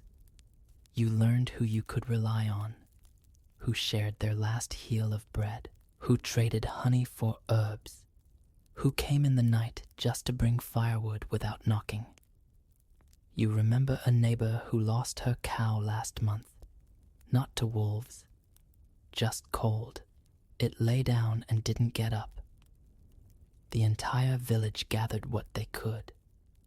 No one said a word, just baskets of dried beans, turnips, salt. It wasn't pity, it was instinct. Because next time, it could be you. Winter teaches you that suffering shared is lighter, that even a cracked bowl of broth tastes better when someone else is beside you. Sipping the same, you sit with the children that evening, watching the last of the coals pulse like sleepy fireflies. Someone starts a story about a man who married a snowdrift. It doesn't make much sense. Everyone laughs anyway. Even the goose seems content, tucked under the bench like an awkward feathered boot. It's not joy, but it's something close. You pull your blanket around your shoulders and lean against the wall. The cold is still there, but you're no longer afraid of it because you've made it this far. And that means something. Tomorrow, you'll dig out the tools, sharpen the scythe, maybe peek into the garden pit and see if anything survived under the mulch. The days will grow longer, but tonight, you rest. Not because the cold is gone, but because you're still here. The silence is different now. It's no longer the silence of snow smothering sound, or wind pressing its weight against every wall. It's a softer quiet, thin, tentative, like nature pausing to listen. You wake just before dawn, not from cold, not from a cough or a dream or a goose-related incident, but simply because your body is ready, rested, almost. Not warm, exactly, but not freezing either. There's a fine difference, and you feel it like a gift. You sit up slowly. The others are still asleep. A tangled mess of blankets and limbs, hair and hems and half-muttered dreams. You smile. Even Tom, bless him, is breathing without a wheeze. The fire is nothing but ash now. That's all right. You don't even try to relight it. You just watch the light arrive. Through the slats in the shutter, you see it. The faintest golden smear across the horizon. It spills into the sky like honey over bread, touching everything it can reach. It glints on the snow outside, makes the frost on the window shimmer like salt. You pull on your cloak, out of habit, not urgency, and open the door. It creaks like old wood always does, but this time it's not drowned in wind, just birdsong, just soft air, just quiet. Outside, the snow is melting in earnest. It drips from the eaves like a slow clock, one drop at a time. You watch it hit the ground and vanish. For a second, you imagine the earth sighing in relief. The path to the well is visible again. Bare earth, slushy but walkable. You step into it, boots crunching, and you don't immediately regret the cold. It's bearable now, manageable. You look around the village. A thin thread of smoke rises from another roof. Someone else is awake. A door opens. A woman steps out, stretches. You raise a hand. She nods. It's not dramatic, not a celebration, just the shared knowledge. We made it. You return inside and start gathering what's left of the winter clutter. The fire iron, the rushlight stubs, the shriveled bundles of herbs that have outlived their usefulness. You fold the blanket and pat it once before setting it down. It served you well. The pig, fully awake now, snorts and begins its usual campaign of complaint. You toss it a withered turnip. The goose honks once and flaps her wings. More ceremony than necessary, as always. The baby wakes and yawns so wide you're surprised her jaw doesn't pop. A chorus of creaks and sighs follows as everyone else stirs. Someone groans, someone laughs, someone sneezes so hard they fall off the bed. You smile again, because winter didn't win, and because spring, however hesitant, is stepping through the doorway. You stoke the fire, not from desperation now, but out of routine. You warm the water. You hum an old song. You ladle out the last scoop of barley stew and plan what you'll plant first. And as the sun finally rises, soaking the cottage in gold and dust and steam, you take one last deep breath of this long, strange season. You made it. You're still here. Now the story slows. You shift beneath your own blanket, the modern kind, soft, clean, maybe even warmed by the hum of a little electric heater. But the wind outside your window is still a distant cousin of the one our peasants knew, still a breath from old winters.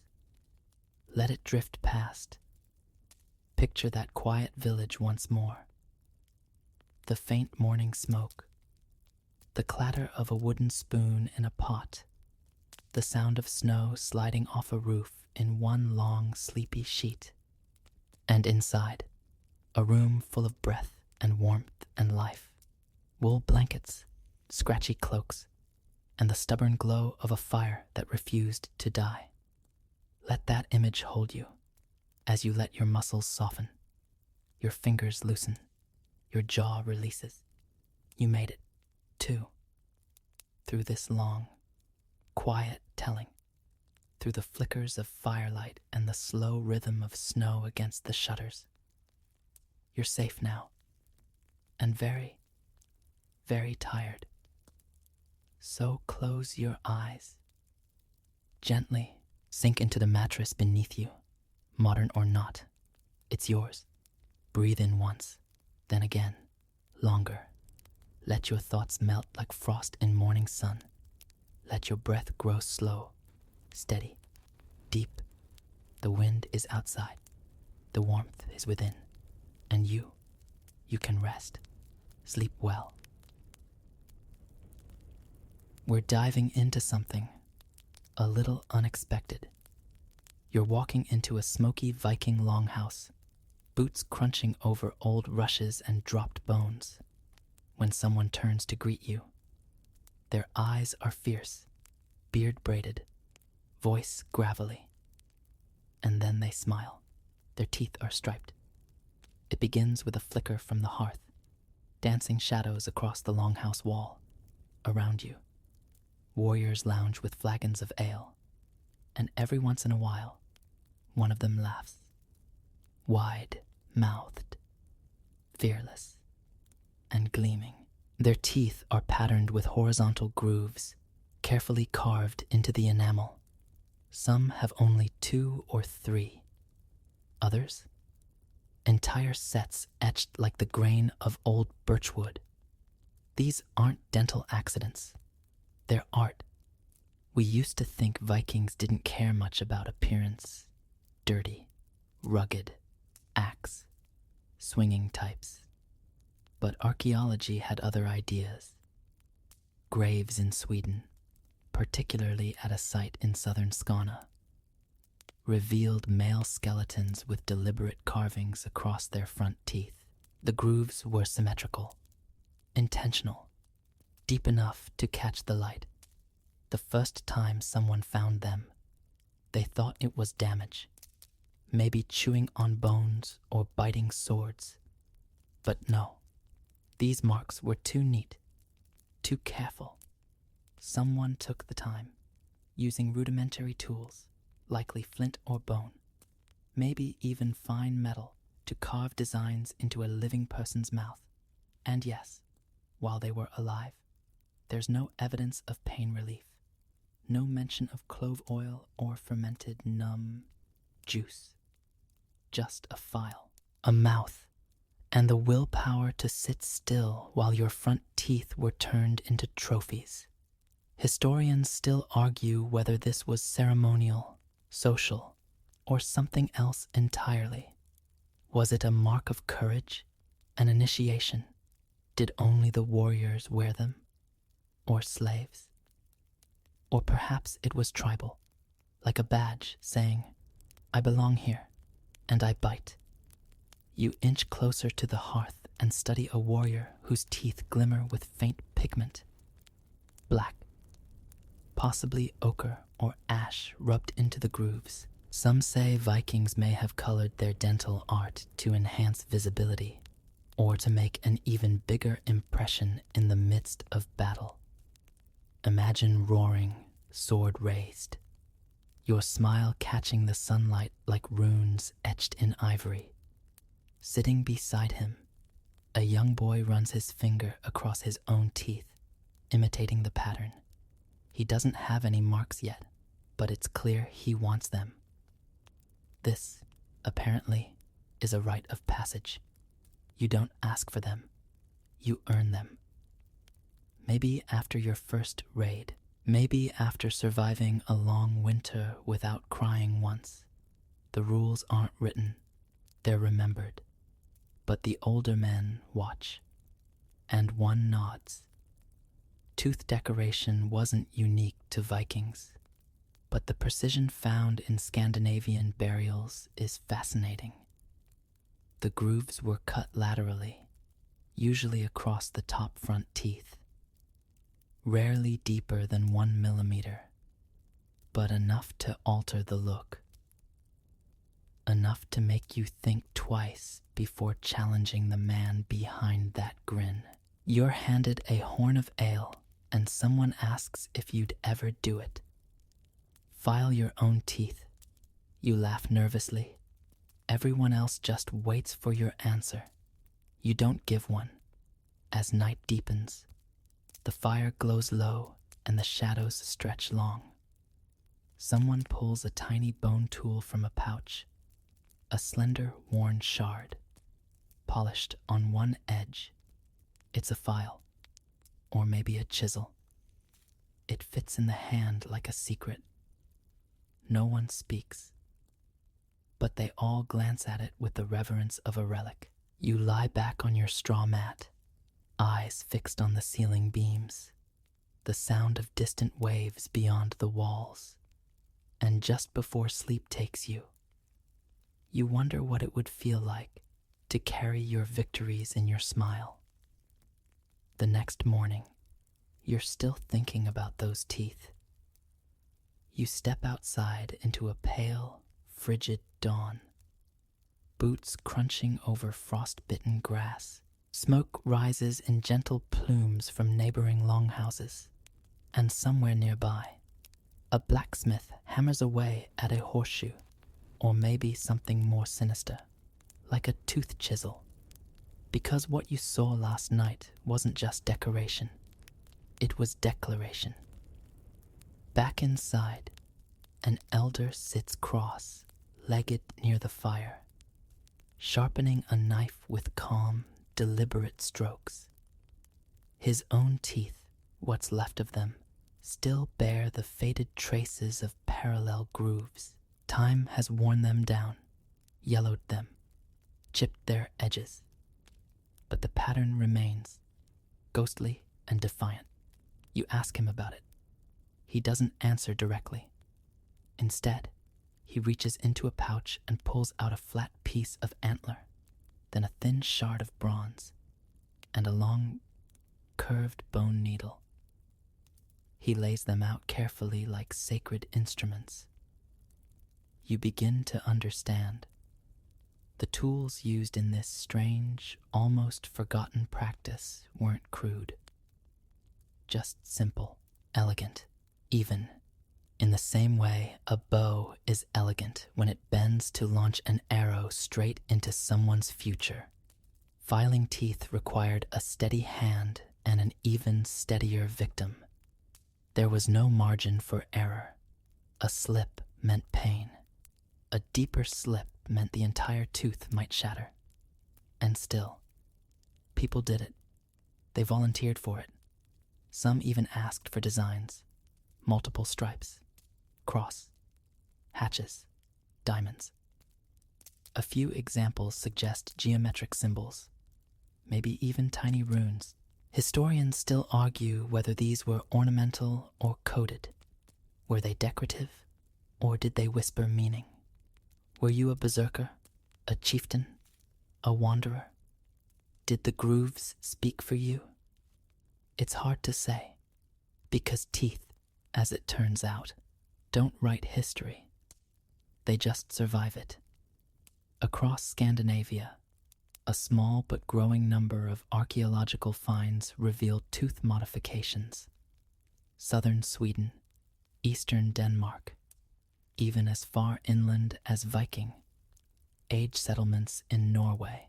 Most of the filed teeth appear on adult men, typically young or middle-aged, almost always front teeth. Incisors, the part that shows first in a grin or a growl. But here's where it gets tricky. The burials don't always match the grandeur of the modification. One man with ornately filed teeth was found with no weapons, no treasure, just a few animal bones and a rusty brooch. Another had a war axe by his side and beads of amber around his neck. The contrast leads to one of archaeology's most nagging debates. Were these elite warriors, social outcasts, or something else entirely? Some scholars believe tooth filing denoted status, perhaps like a tattoo, a badge of bravery or belonging. Others think it could have been more practical, maybe even mystical. A charm against death, a mark to frighten enemies, or a right to prove pain meant nothing anymore. You imagine sitting still while someone scrapes a groove into your incisor with a bone pick and a stone file. No numbing, no distraction. Just the slow grind of nerve-meeting ritual. You wonder what would hurt more, the process, or the silence that came with it. Back in the longhouse, the elder picks up the antler shard and runs it over the fire, blackening the tip. He gestures toward your mouth with a grin. You step back. He laughs, deep and raspy, like someone who's done this before, maybe more than once. He motions again, this time for you to sit. You do.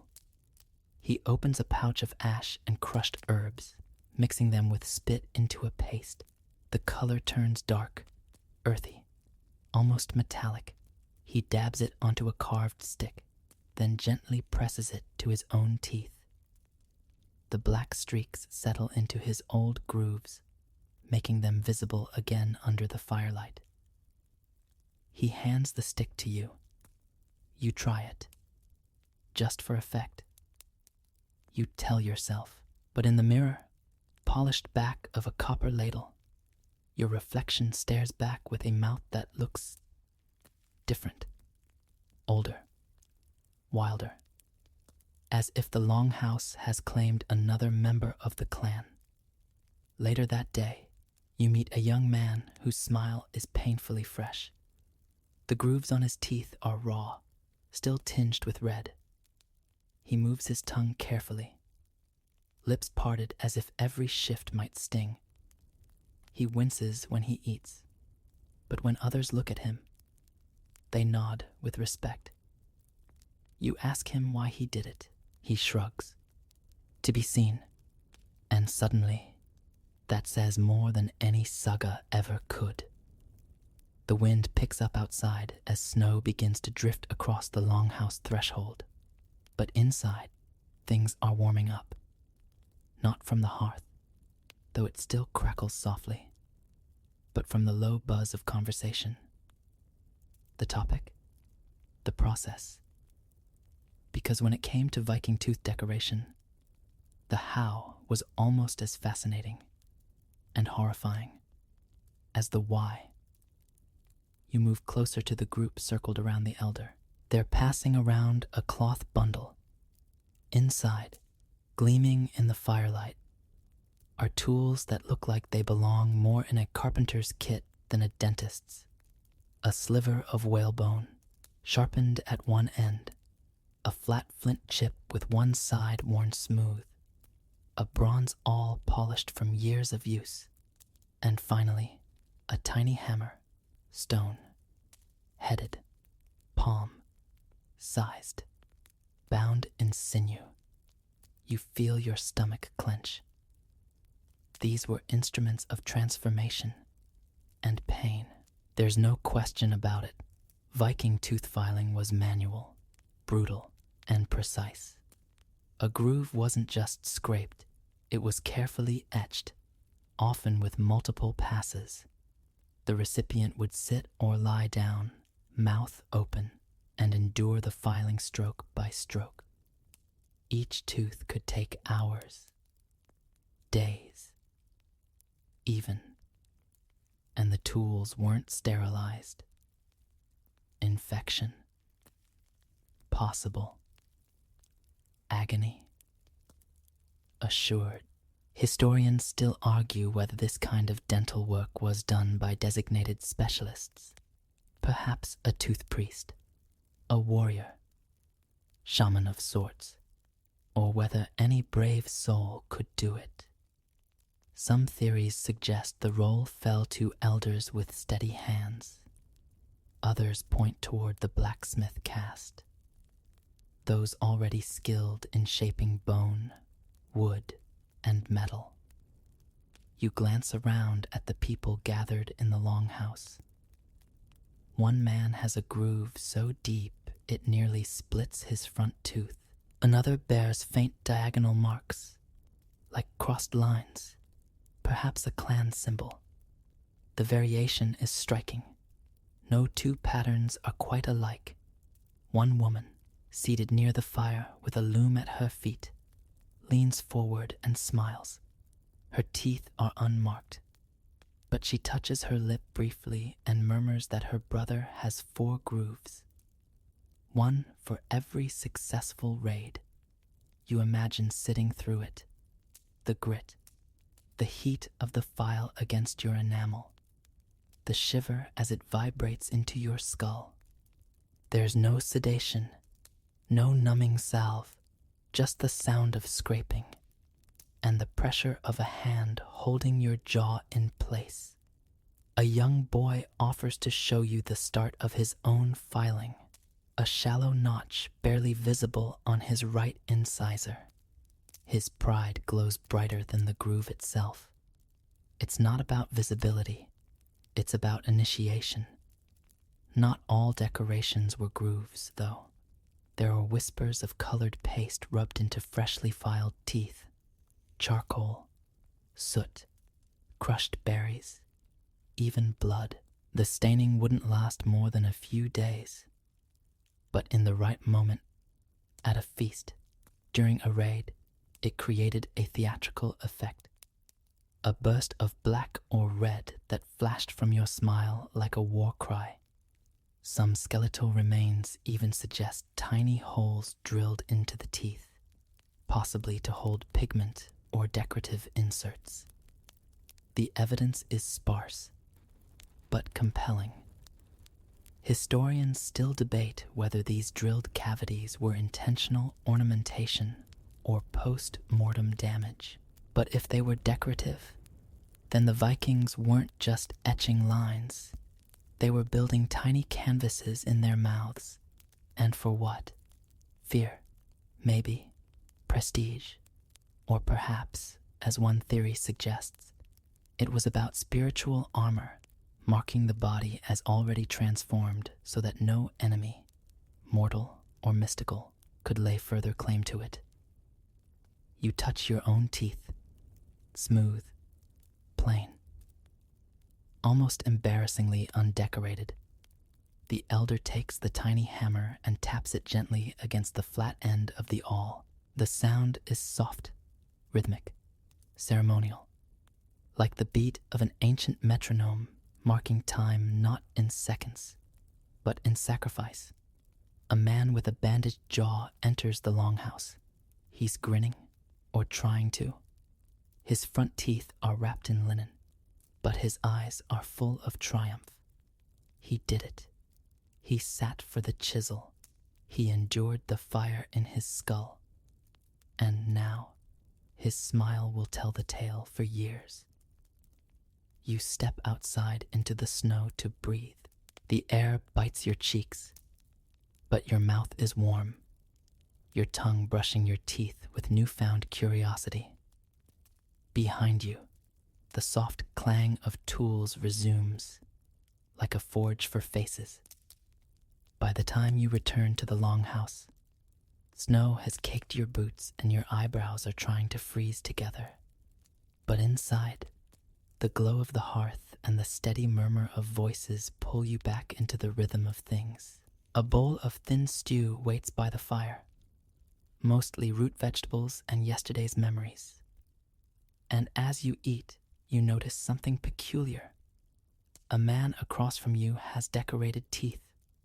Yes, but he also wears a finely woven cloak, clasped with a bronze brooch shaped like a wolf's head. He's clearly someone important. Chieftain, merchant, battle, tested or just well fed. He catches your gaze and flashes a smile. His front teeth are cross, hatched like a tiny lattice fence. Nothing about it looks accidental. You begin to wonder, was this more than ornament? Did these grooves mark him not just as brave, but as someone powerful? Throughout the Viking world, social hierarchy mattered, even among people who claimed to value strength and loyalty above status. Jewelry, weaponry, house size, these all played a part. But tooth decoration? That was permanent. You couldn't take it off. You couldn't pawn it. And it hurt like hell to get. Historians still argue whether these decorations were marks of rank, loyalty, or something closer to a personal brand. Some believe only the elite had the time and resources to undergo the painful process. Others argue it was a democratized badge.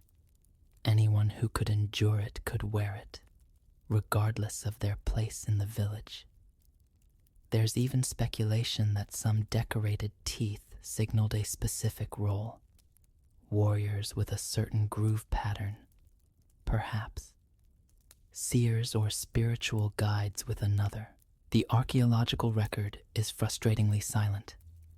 Bones don't whisper their stories unless we already know how to ask. You recall stories from earlier in the day. A warrior with 4 stripes for 4 raids. Another who earned a diagonal slash after surviving a bear attack. One man whose teeth were etched only after death, as part of a burial rite.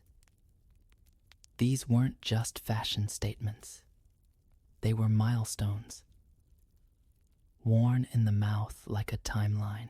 You finish your stew and watch as the chieftain rises. He speaks in a low, rhythmic voice, recounting tales of travel to Frankish lands, down rivers that spill into wide, sunlit plains. He talks of the Rus, of Byzantine gold, of marketplaces where ivory and silk met furs and fish oil. And then he gestures to his teeth. These, he says through his accented Norse, are from Miklagard, Constantinople. You blink. Did he just say his tooth pattern was from Byzantium? It seems absurd, and yet it opens a new possibility. Were Viking tooth decorations influenced by encounters abroad? Perhaps what you're looking at isn't just a northern custom, but part of a broader, older tradition. There are documented examples of tooth filing in West Africa, in Central America, in Southeast Asia, cultures that value decorated teeth for beauty, adulthood, protection. Could it be that Vikings borrowed the idea during their travels? Or did the practice arise independently, in different corners of the world? A shared human impulse to shape the body in ways that said, "This is me, and I am not ordinary." The debate remains. Some scholars say no. Viking tooth decoration is too rare, too localized. Others point out that Viking raiders, traders, and settlers absorbed ideas wherever they went. They wore silk, drank wine, mimicked weapon styles. Why not teeth? The chieftain grins again. His grooves glisten faintly from the fire's reflection. The pattern's more art than accident. They don't just catch the light. They command it. Outside, the snow thickens. Inside, the longhouse hums with soft conversation, the crack of logs, and the occasional flash of a smile that could cut through darkness. You lean back against a beam, chewing on a brittle strip of dried fish, and think, maybe pain was part of the point, maybe altering your smile, something so central, so human. Was the Viking way of saying, this mouth speaks for someone who has endured. And really, what better story is there to wear on your face? The next morning breaks slow and gray, the sky still heavy with snow. You step out of the longhouse and catch your breath at the cold, sharp, sudden, cleansing. Around you, the village begins to stir. Someone chops wood. Someone else curses at a goat, but your attention drifts to the nearby stream, partially frozen, where a man kneels with a small blade and something clenched between his teeth. You creep closer. He's scraping a groove along his incisor, the movement slow and careful. Not deep. Not yet. It's a preparation. And beside him, wrapped in cloth, lies a tiny pot of something dark. When he sees you, he grins, blood beating along the groove like a jewel. He dips a twig into the pot, rubs it into the line. The effect is immediate.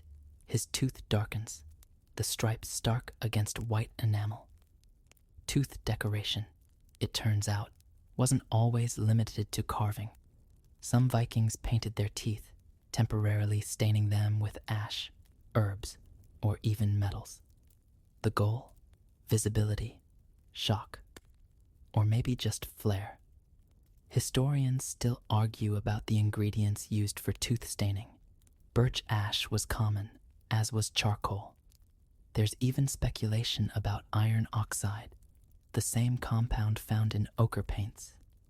And some suggest crushed blueberries were used for a temporary purplish hue, although that may have been accidental, the result of snacking mid-styling session. You ask the man why he does it. His answer is simple: to stand out. In a world of steel and silence, being seen mattered. Later in the day, you're invited to a gathering. Not a feast. Too little food for that. But a kind of social circle. A fireside gathering where stories are shared and reputations quietly polished. As people speak, smiles flash between phrases. And those with decorated teeth, their words seem to land harder. Their jokes draw more laughs. There's a performative quality here. Decorated teeth aren't just worn. They're wielded. A pause in speech. A cocked head. A smile timed just right. And suddenly those grooves become punctuation marks. Grim, glittering italics. You sit next to a woman who leans in to whisper. Some say the first filed teeth belonged to the Godi, the spiritual leaders of Viking communities, before the warriors copied them. She shrugs. But who can say? Another debate. Another theory. It wouldn't be far-fetched. Ritual leaders often marked themselves. Clothing, tattoos, scarification, to signify their role as liminal beings, part of the community, but slightly apart. If anyone was going to etch permanent symbols into their smile, it might have been those who spoke with the gods. You glance around the circle again, looking for patterns. Are some grooves sharper? Longer? Do they vary by age, status, gender? There's no clear answer, which, of course, is exactly why scholars still argue.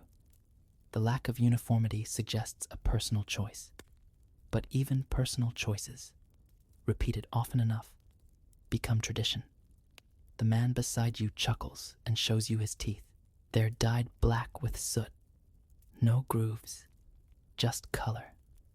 This, he says, tapping his front tooth, scares the English.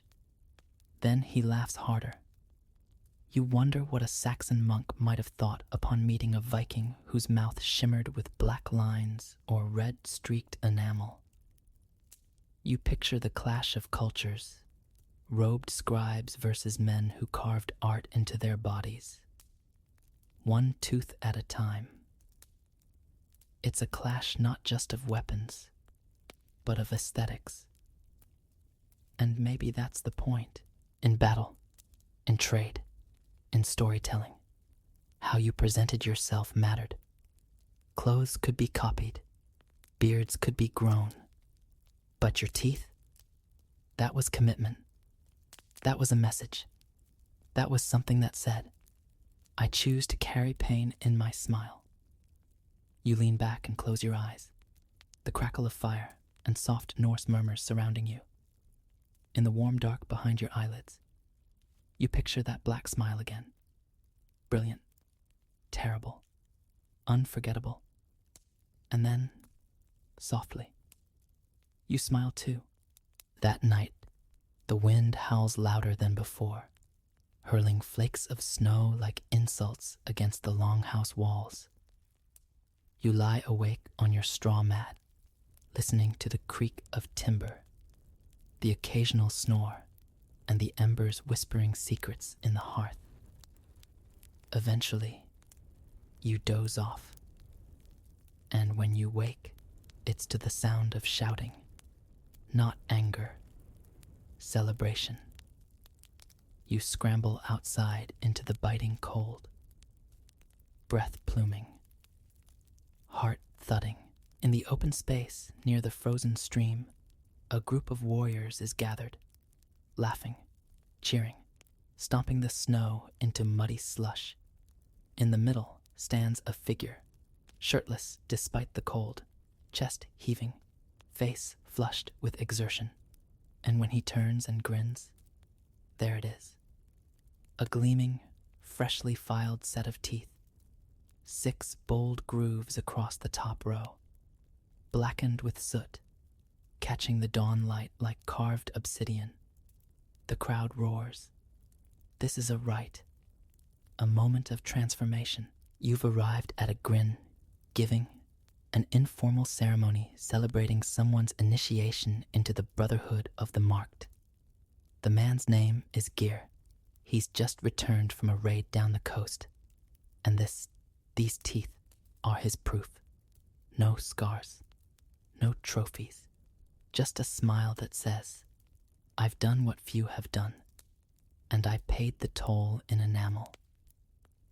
Historians still argue whether such gatherings were formalized or spontaneous. Some suggest they were tightly linked to coming-of-age ceremonies. Others believe they emerged only in certain clans, or during particular eras, moments when tooth decoration peaked, only to fade again with shifting norms. You stay and watch as Gear is offered a horn of ale, which he drains in one go. The crowd cheers again, and then someone steps forward. An older man, beard like a raven's nest, teeth bare and lined with deep horizontal cuts. He places a hand on Gear's shoulder and mutters something low, something rhythmic. It sounds like a blessing or a warning. Later, inside the longhouse, Gear sits near the hearth, sipping warm broth, tongue running over his new grooves. The pain is setting in. He winces, but he smiles anyway, because this pain, this one's earned. You sit beside him. He nods, holds out a small wooden shard. It's stained with black paste, the same kind used on his teeth. You turn it over in your hands, still sticky, still warm. Across the fire, a child whispers to her mother, "One day I'll have teeth like Gear's." The mother smiles faintly, doesn't respond, because here's the truth. Not everyone wanted those marks. Not everyone could handle them. To some, they were a symbol of courage. To others, folly, vanity, even blasphemy, as Viking culture evolved, and especially as Christianity crept its way into the north. Decorated teeth began to raise eyebrows, not cheers. Church records, sparse but revealing, mention efforts to discourage pagan disfigurements. Some monks viewed the practice as devilish.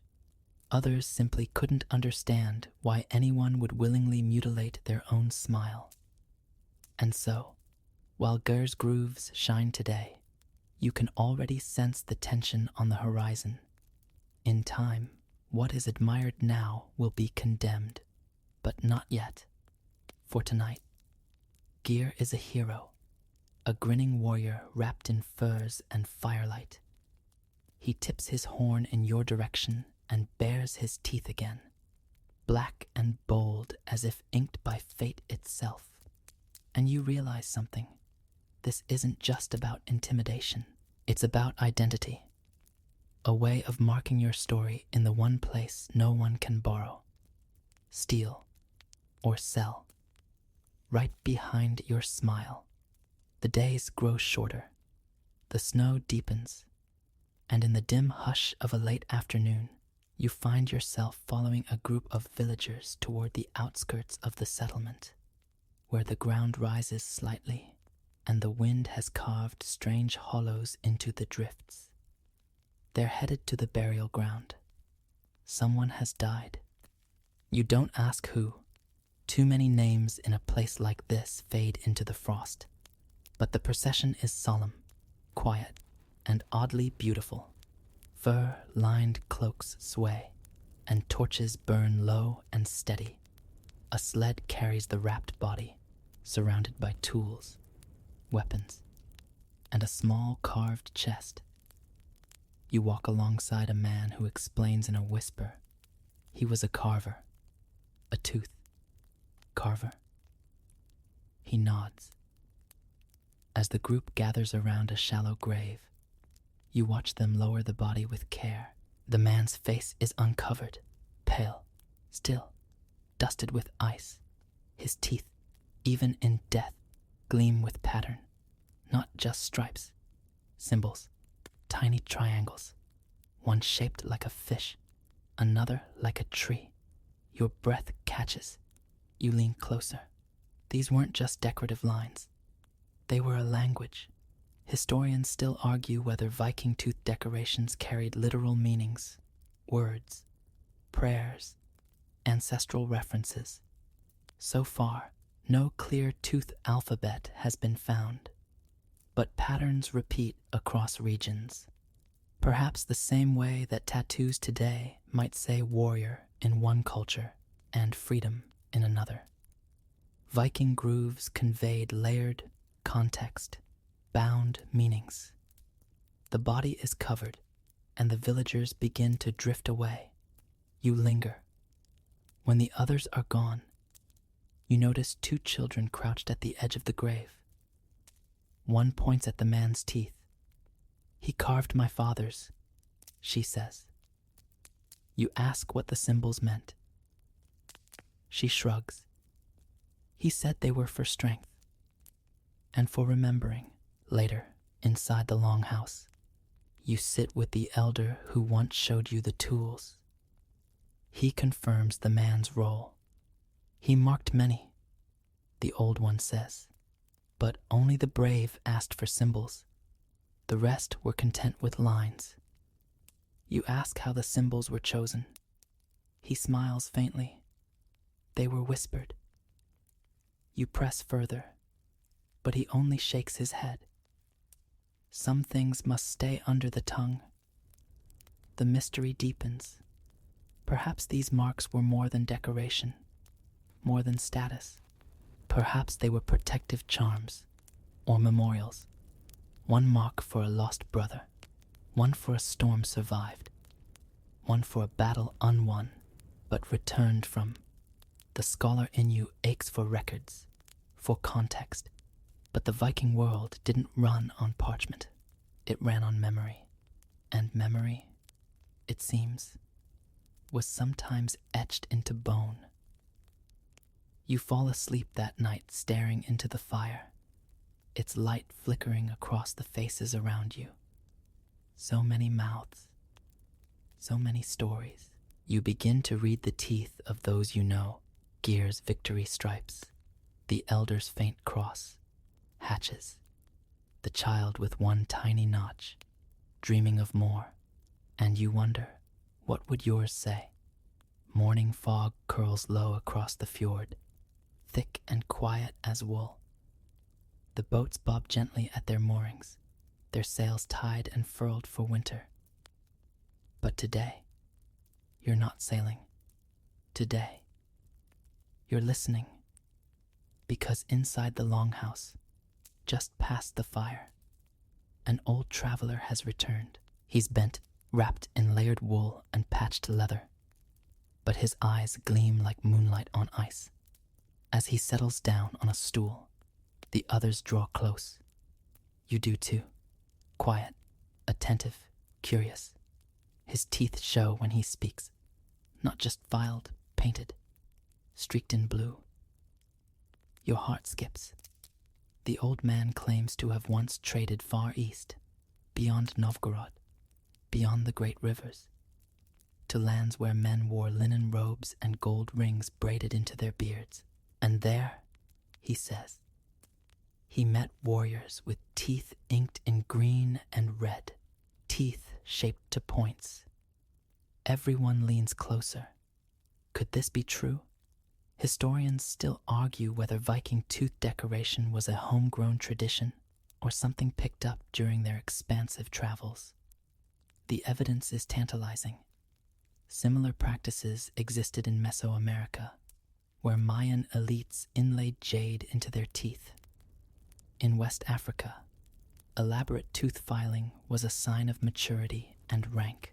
Even in parts of Southeast Asia, sharpened teeth were linked to beauty and spiritual strength. Did the Vikings see these things and bring them home?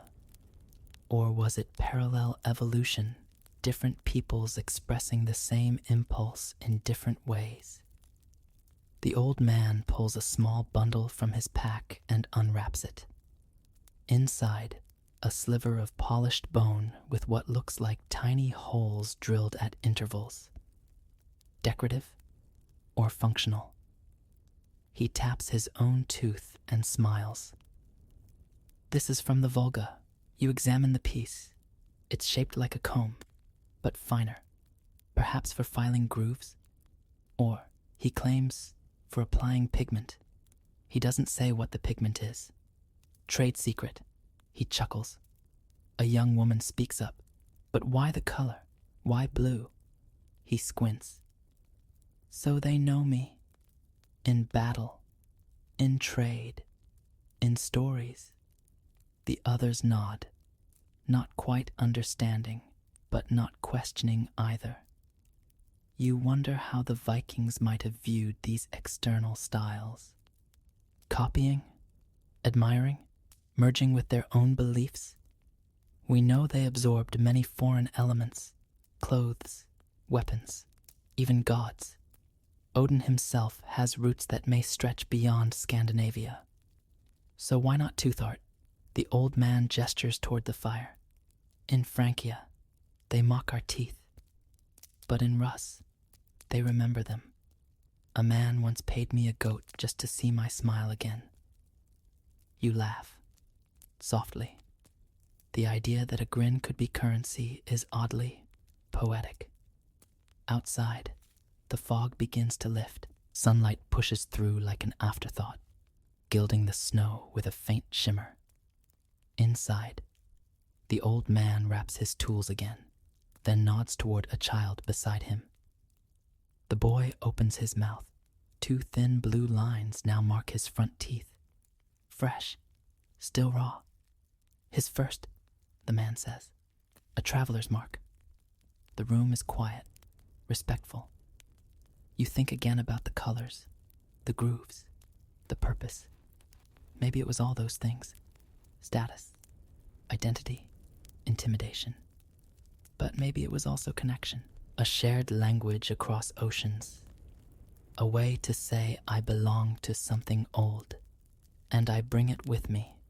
Every time I smile, you lean back, the heat from the hearth settling into your bones, the whispers of foreign lands drifting through the smoky air, and just before your eyes close, you imagine a Viking ship sliding silently into a misty harbor, its crew stepping ashore, grinning wide with teeth that shimmer in strange, beautiful hues. The snow is melting. Not much, but enough to turn the paths slick and the thatch eaves into steady drippers. You step carefully outside, pausing to watch 2 boys sword fight with sticks.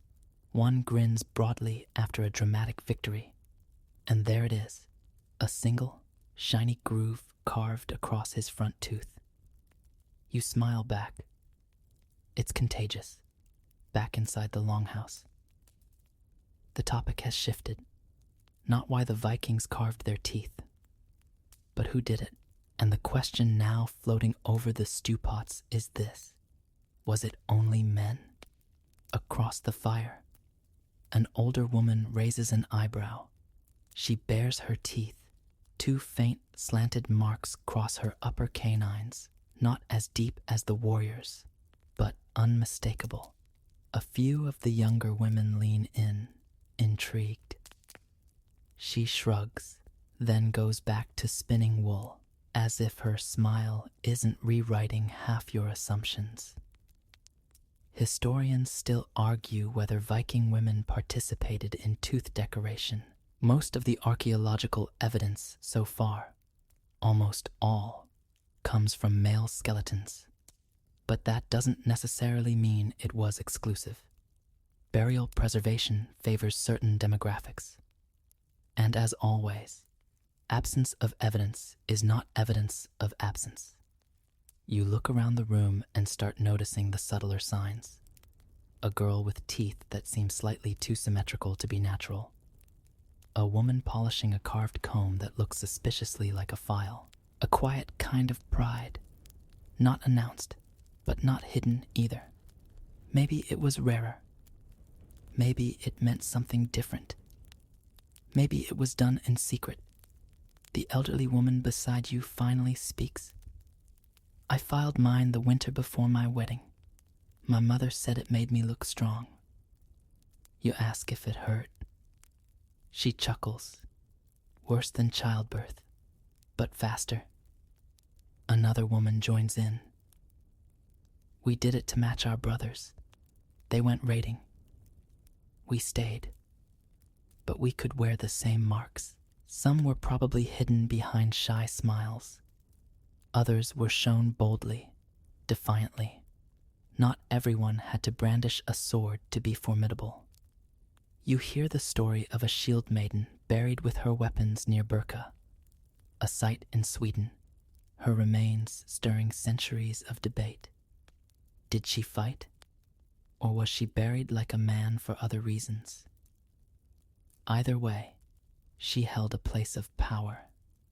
If she had tooth decoration, it's lost now. But you wonder. A girl beside the fire is humming as she paints tiny white lines onto her teeth with a brush made of crow feather. It's temporary, just decoration for a festival. But still, the idea's there. Adornment as identity, the body as canvas. Not every Viking woman may have filed her teeth, but many understood the message of a marked mouth. Strength, memory, mystery. As you watch, the girl accidentally smears the paint. She curses, wipes it, tries again. Her sister giggles. Her mother watches with that quiet mix of tolerance and pride. And you realize the tradition may have faded from bones, but it lives on in stories, in imitation, in ritual, in curiosity.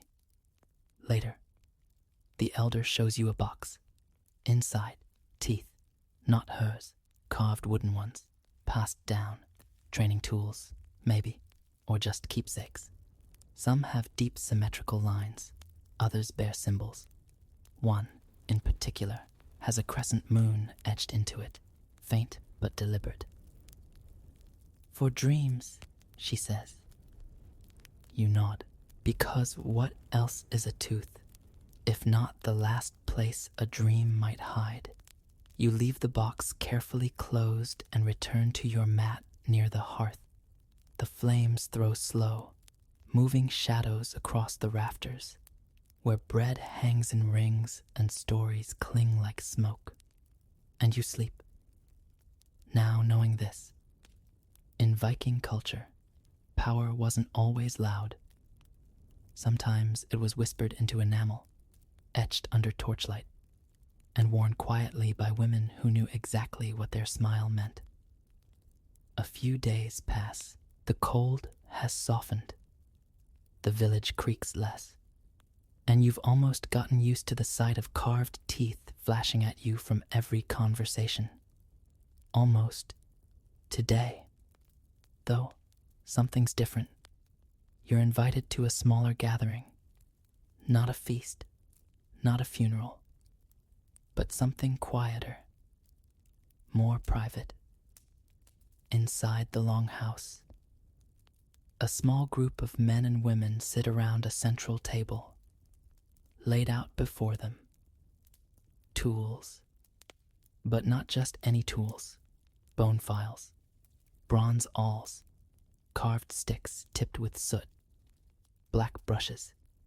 You've stumbled into something rare, a workshop of sorts, a gathering of the carvers. You sit, tentative.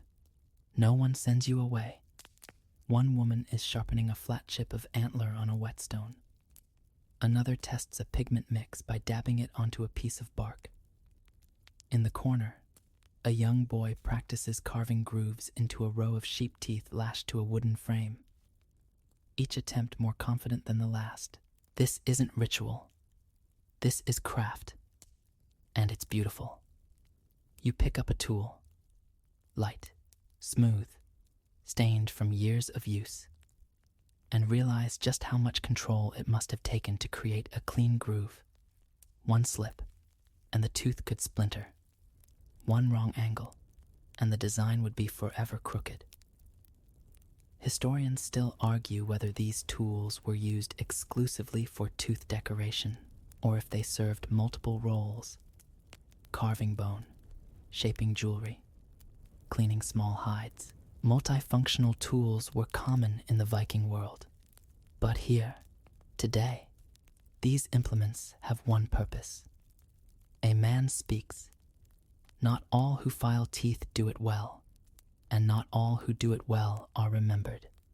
He shows you his own, a set of vertical notches instead of horizontal, carved with such symmetry they look almost unnatural. He's the closest thing to a tooth artist you've seen. Another woman joins in. The best file with their eyes closed. She says this without smiling. Then, after a long beat, she smiles, and her teeth bear a spiral. A spiral. You sit back, stunned, because this goes far beyond intimidation or imitation. This is design, identity, communication, an entire visual language tucked into the mouth, flashed and hidden in turn. In the back of the room, there's a wooden board hung on the wall, painted roughly, faded from smoke, but still visible. A chart of patterns, lines, dots, crosses, curves. No labels, just symbols. You ask what it is. Their names, someone says, or what they wanted to say. You wonder, was this a code, a shared vocabulary among the marked, or a mnemonic system, each symbol helping to remember a story, a promise, a loss? No one confirms, but no one denies it either. One elder places a piece of driftwood into your hands. On it, the front of a human skull has been carefully carved into practice grooves, shallow etchings. You shiver, not because it's macabre, but because it's precise art in the most unexpected place. You watch for hours. People file, whisper, share tips, argue gently over angle and depth. It's not unlike watching a guild at work, calligraphers of the bone. By the end of the evening, the woman with the spiral teeth offers you a shard of birch, bark soaked in dye. You take it, press it to your teeth, staining them temporarily. Everyone nods. No words needed. Because here, even the smallest mark is a conversation. And as the fire burns low, and the brushes are cleaned, and the tools wrapped in linen, you realize you've just witnessed something sacred. Not religious, but intimate. The Viking art of tooth decoration was not merely about power or pain or pride. It was about craftsmanship, about leaving something behind in the one place no one expects a message, your own mouth.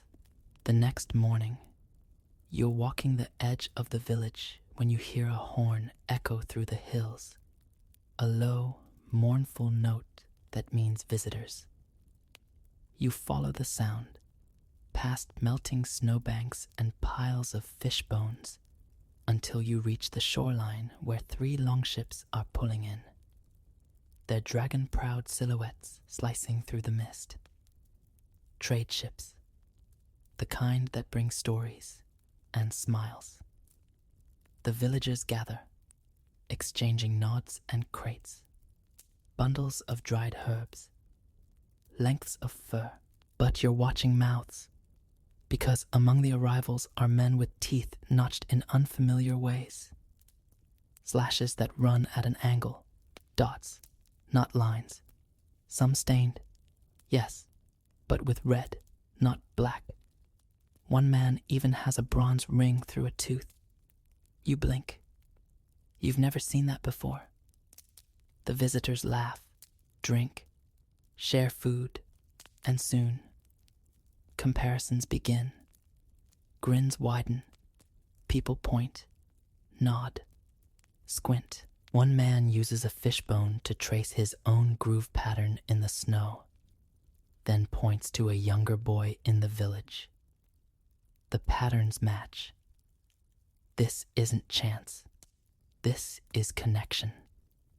Historians still argue whether there were shared dialects of tooth decoration among Viking age groups. The presence of similar groove styles in graves hundreds of miles apart suggests either cultural diffusion or a mobile tradition. Roving carvers, trade, based apprenticeships, or warriors spreading styles along with their sagas. A merchant you speak to claims he was marked in Hedeby, down south. Another grins and says his lines were earned in Dublin. And suddenly, you realize the teeth are a map, not drawn in ink, but scratched into bone. You sit beside one of the newcomers as he sharpens a flint blade. His upper teeth are etched in long chevrons, like tiny waves or bird wings. You ask what they mean. Storm-blooded, he says simply. You want to ask more, but the way he says it, like a name, a memory, and a secret all at once. You don't. Instead, you offer him some dried fish. He accepts, biting down hard. A loud crack follows. He grins again. Tooth still works. And that, too, is part of the ritual. These weren't decorations meant to be babied. Vikings used their teeth, bit, tore, chewed through frozen meat and braided rope. Decoration didn't make them fragile. If anything, it made them more proud to survive it all intact. As the day rolls on, impromptu contests spring up. Who can carve the straightest line into driftwood? Who can name the village where the pattern of 3 stacked slashes originated? Who knows the story behind the hooked fang, a curved groove said to repel evil spirits during sea travel? A woman claims her father had sun teeth, grooves shaped like rays, only visible when he smiled wide at dawn. Another man has only one decorated tooth, a front lower incisor, marked with a black dot. My wife told me one was enough, he says with a shrug. It's all so human, so oddly familiar. We decorate what we value. We personalize what we carry. Some wear rings, some wear ink. The Vikings, they smiled their history. As the sun sets behind the mountains, the visitors prepare to depart. You help load crates onto the longships, and just before boarding, one of the merchants turns and flashes a toothy grin. You spot a fresh line, faint, pink, not yet healed. He points to you. Northern mark, he says. New story. And then he's gone. Oars splashing. Dragon prow lifting towards sea spray. You stand on the shore long after they vanish into mist. Teeth chattering slightly. Fingers to your lips. And for the first time, you wonder what kind of mark you would wear. The moon is high and full tonight, casting a pale shimmer across the village rooftops. You sit alone by the longhouse hearth, the fire low, your thoughts flickering with the embers. The guests are gone, but the echoes of their smiles remain, patterns etched into your memory. Someone settles beside you. It's the elder, the one with the nearly vanished grooves. So faint now they look like shadows of stories rather than the stories themselves. He clears his throat, not to speak, but to begin. There was a time, he murmurs, when a man's worth could be seen by how many marks he carried, not just on his arms, on his face, his teeth. You nod slowly. He continues. Those who bore them were called mouth singers, because when they opened their mouths, you heard more than words. You heard everything they'd seen. You want to laugh, mouth singers, but the name sticks. Feels right. He tells you of warriors who decorated their teeth after every voyage. One mark for surviving a storm, one for slaying a bear, one for losing a brother. The teeth weren't just ornaments. They were timelines. Historians still argue whether such personal narrative marking truly existed, or if it's a romantic modern idea projected backward. But oral tradition supports it. Stories of teeth as trophies, as diaries, as scars in miniature. You ask the elder if he remembers getting his. I was 16, sat still for 2 hours, didn't scream once. He chuckles, but I bit the carver. Another pause. Only once. The fire pops, sending a spark up into the smoke hole. You lean in. Why did it stop? You ask. The decoration? His smile fades slightly. It didn't stop, he says. It changed. He explains how, as Christianity spread, the decorated smile became suspect. Churchmen called it pagan, demonic, even. Some said it mocked the purity of the soul, that to carve what the gods had shaped was to insult them. Priests ordered the practice halted. Some tooth carvers fled. Others quietly buried their tools. A few converted and swore off filing forever. One even chiseled a cross into his own molar to show loyalty to the new god.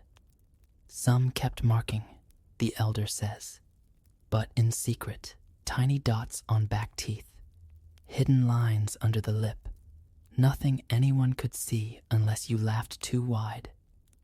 He looks at you. We stopped smiling as much. You sit in silence. There's something unbearably sad about that. A culture folding its grin away like a letter never sent.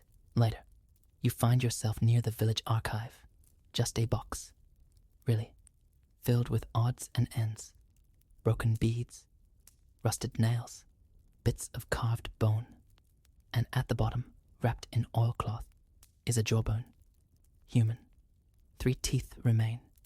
Each marked barely. You hold it carefully. Light from the fire catching the grooves like whispers. You wonder who they were, what they saw, who they sang to with that mouth. You place it back, gently, back by the fire.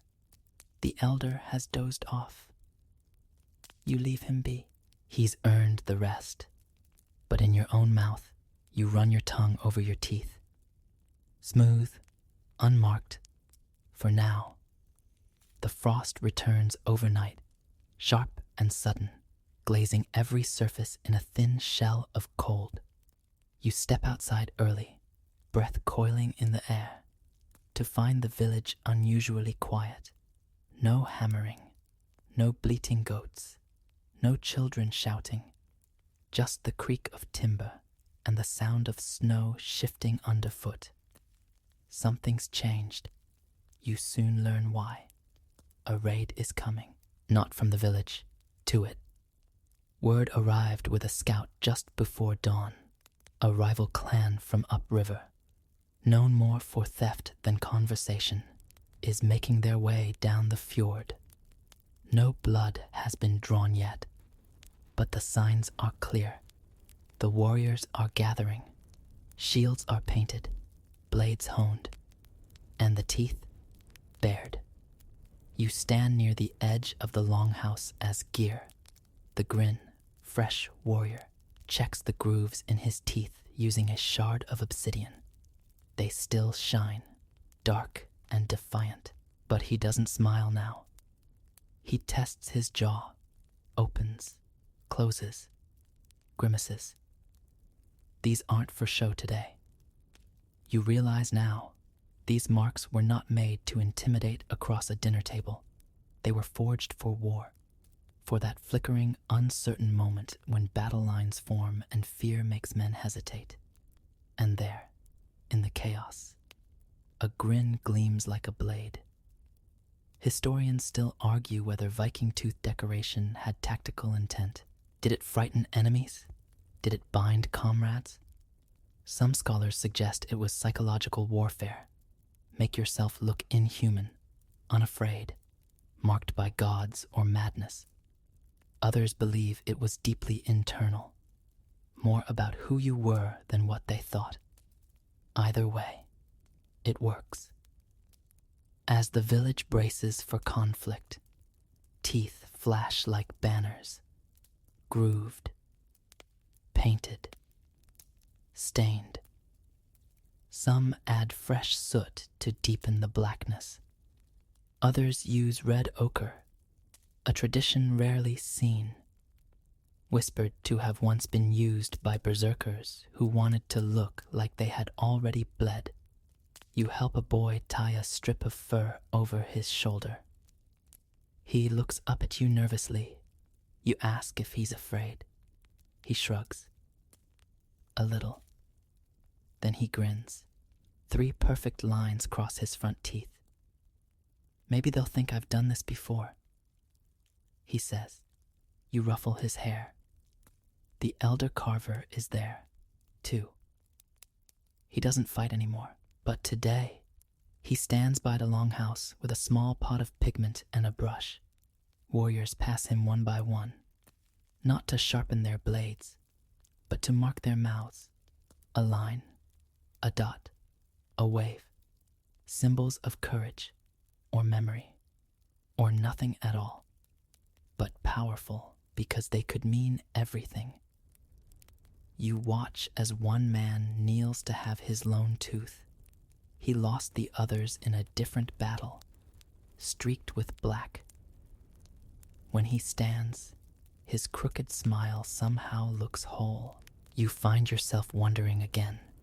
What is it about the human need to decorate what hurts most? To make meaning from pain? To declare, I chose this. I carry this. By midday, the scouts return. False alarm. The rival clan turned back. Maybe they weren't ready. Or maybe they saw something.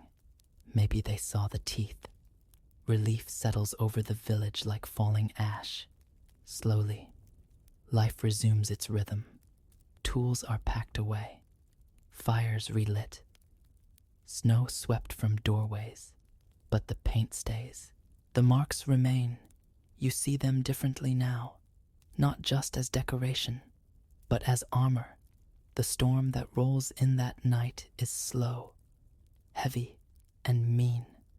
You wake to the sound of wind pressing against the longhouse like a jealous ghost, searching for cracks. Outside, the world is a blur of white and cold. Inside, the fire has been stoked high, the long shadows leaping along the rafters. People huddle under furs, whispering quietly, voices carrying the weary tones of stories told more for warmth than wisdom. But something crackles through the gloom. Laughter, Gear, ever the grin bearer, is retelling the tale of how his brother once tried to file his own teeth after too much ale, using the jagged edge of a fishbone. It went about as well as you'd imagine. Blood, shouting, a chipped molar, and a permanent slur in his speech. But the crowd loves it. They laugh, not just at the story, but at the memory of it, the pain, the mess, the boldness. And that, somehow, is the real point. You realize in that moment that Viking tooth decoration was not just performance or identity. It was legacy. A mark carved in enamel endures long after memory fades. Skin ages, tattoos fade, scars smooth. But teeth hold their shape, their pattern, long after death. That's why archaeologists keep finding them. You remember what the elder said. Not all who carve are remembered, but maybe, just maybe, the grooves help. Historians still argue whether these decorations were meant for the living or the dead. Some believe they were a passport into the afterlife, a way for ancestors to recognize their own. Others suggest the marks were only ever meant for this world. Tools for social navigation, intimidation, or simply self-expression. You glance across the room and catch a glimpse of a young woman staring into a bronze plate, tilting it to catch her reflection. She runs her finger across her teeth, checking a newly carved groove. She winces when she taps it, still sore, but then she smiles, practicing how it looks. A man next to her notices and nods. "Good shape," he says. She beams, and in that simple moment, centuries collapse. You see the timeless human urge to make our bodies speak through scars, ink, paint, or a single line carved into a tooth with a bone needle and patience. The storm howls louder, but the longhouse holds. Someone pulls out an old saga, reciting it in rhythmic, sleepy tones. You only have, listen, the rhythm is enough. But when a name is spoken, several people look toward a woman in the corner.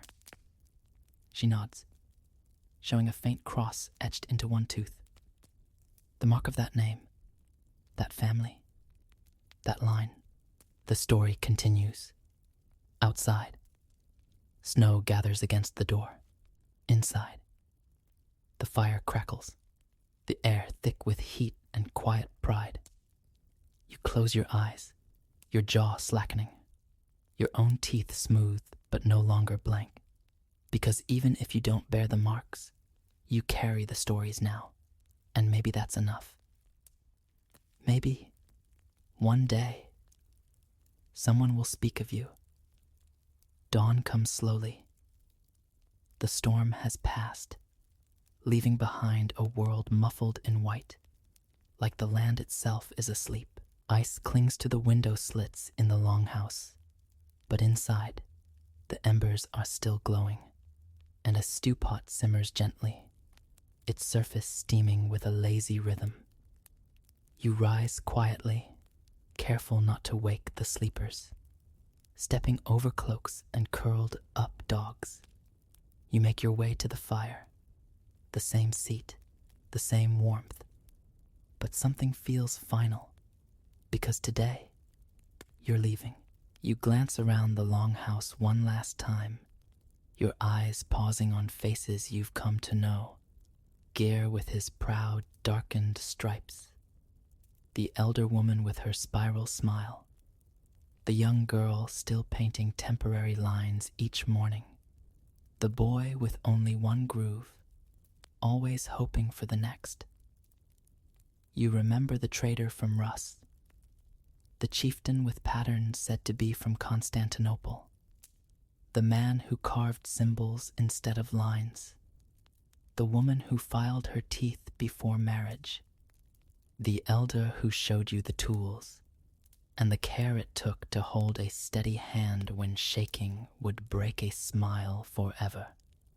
You've seen how the marks began with bravery and ended in memory, how they faded when priests raised crosses, but never disappeared, how they moved across seas, changed shape, changed purpose, yet always remained personal.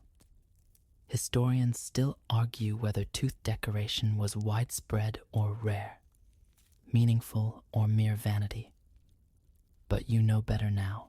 You've felt it, how the air changed when someone smiled and showed their stories, written in white and black and red. Before you go, you find a quiet spot near the entrance and kneel by a shallow stone bowl filled with soot and ash. There's a brush beside it, worn but usable. You dip it carefully and press it to your front teeth. One line, just one. It doesn't hurt, it won't last, but it's yours. And it says, I was here, I saw, I remember. As you walk through the frost-covered village, no one stops you, but a few nod, one grins. The boy with the one groove waves goodbye with a mouth full of potential. You pass the burial ground one last time. There, under the snow, lie the quiet ones, their teeth still holding the marks they chose, grooves no storm could erase. And somewhere, you think, there's a smile in the dark, waiting to be found. And now, the hearth has gone quiet. The snow outside has thickened again, soft and slow, blanketing the village until every sound is hushed. You lie back on your straw mat, wrapped in a heavy fur, and let your breath fall into rhythm with the crackling of the last few coals. You can still see them, those smiles, some fierce, some shy, some sharp as bone, others faded like old memories. They linger in the warmth behind your eyes, patterns etched in thought long after they left enamel behind. You've walked through a world where courage wasn't just shouted, it was carved, where pain was not hidden, but shaped into something proud, where even the smallest groove could whisper, I lived, I mattered, I chose. Let that thought settle over you like the snow outside. Gentle, quiet, grounding. And now, your body softens, your breath slows, your jaw unclenches. There's no need to carry the stories tonight. They'll wait for you. Rest now, knowing that somewhere, in some forgotten grave near the sea, a tooth still gleams with the mark of a soul who dared to make their life visible, not with ink, not with words, but with a smile. Good night, traveler. Sleep well.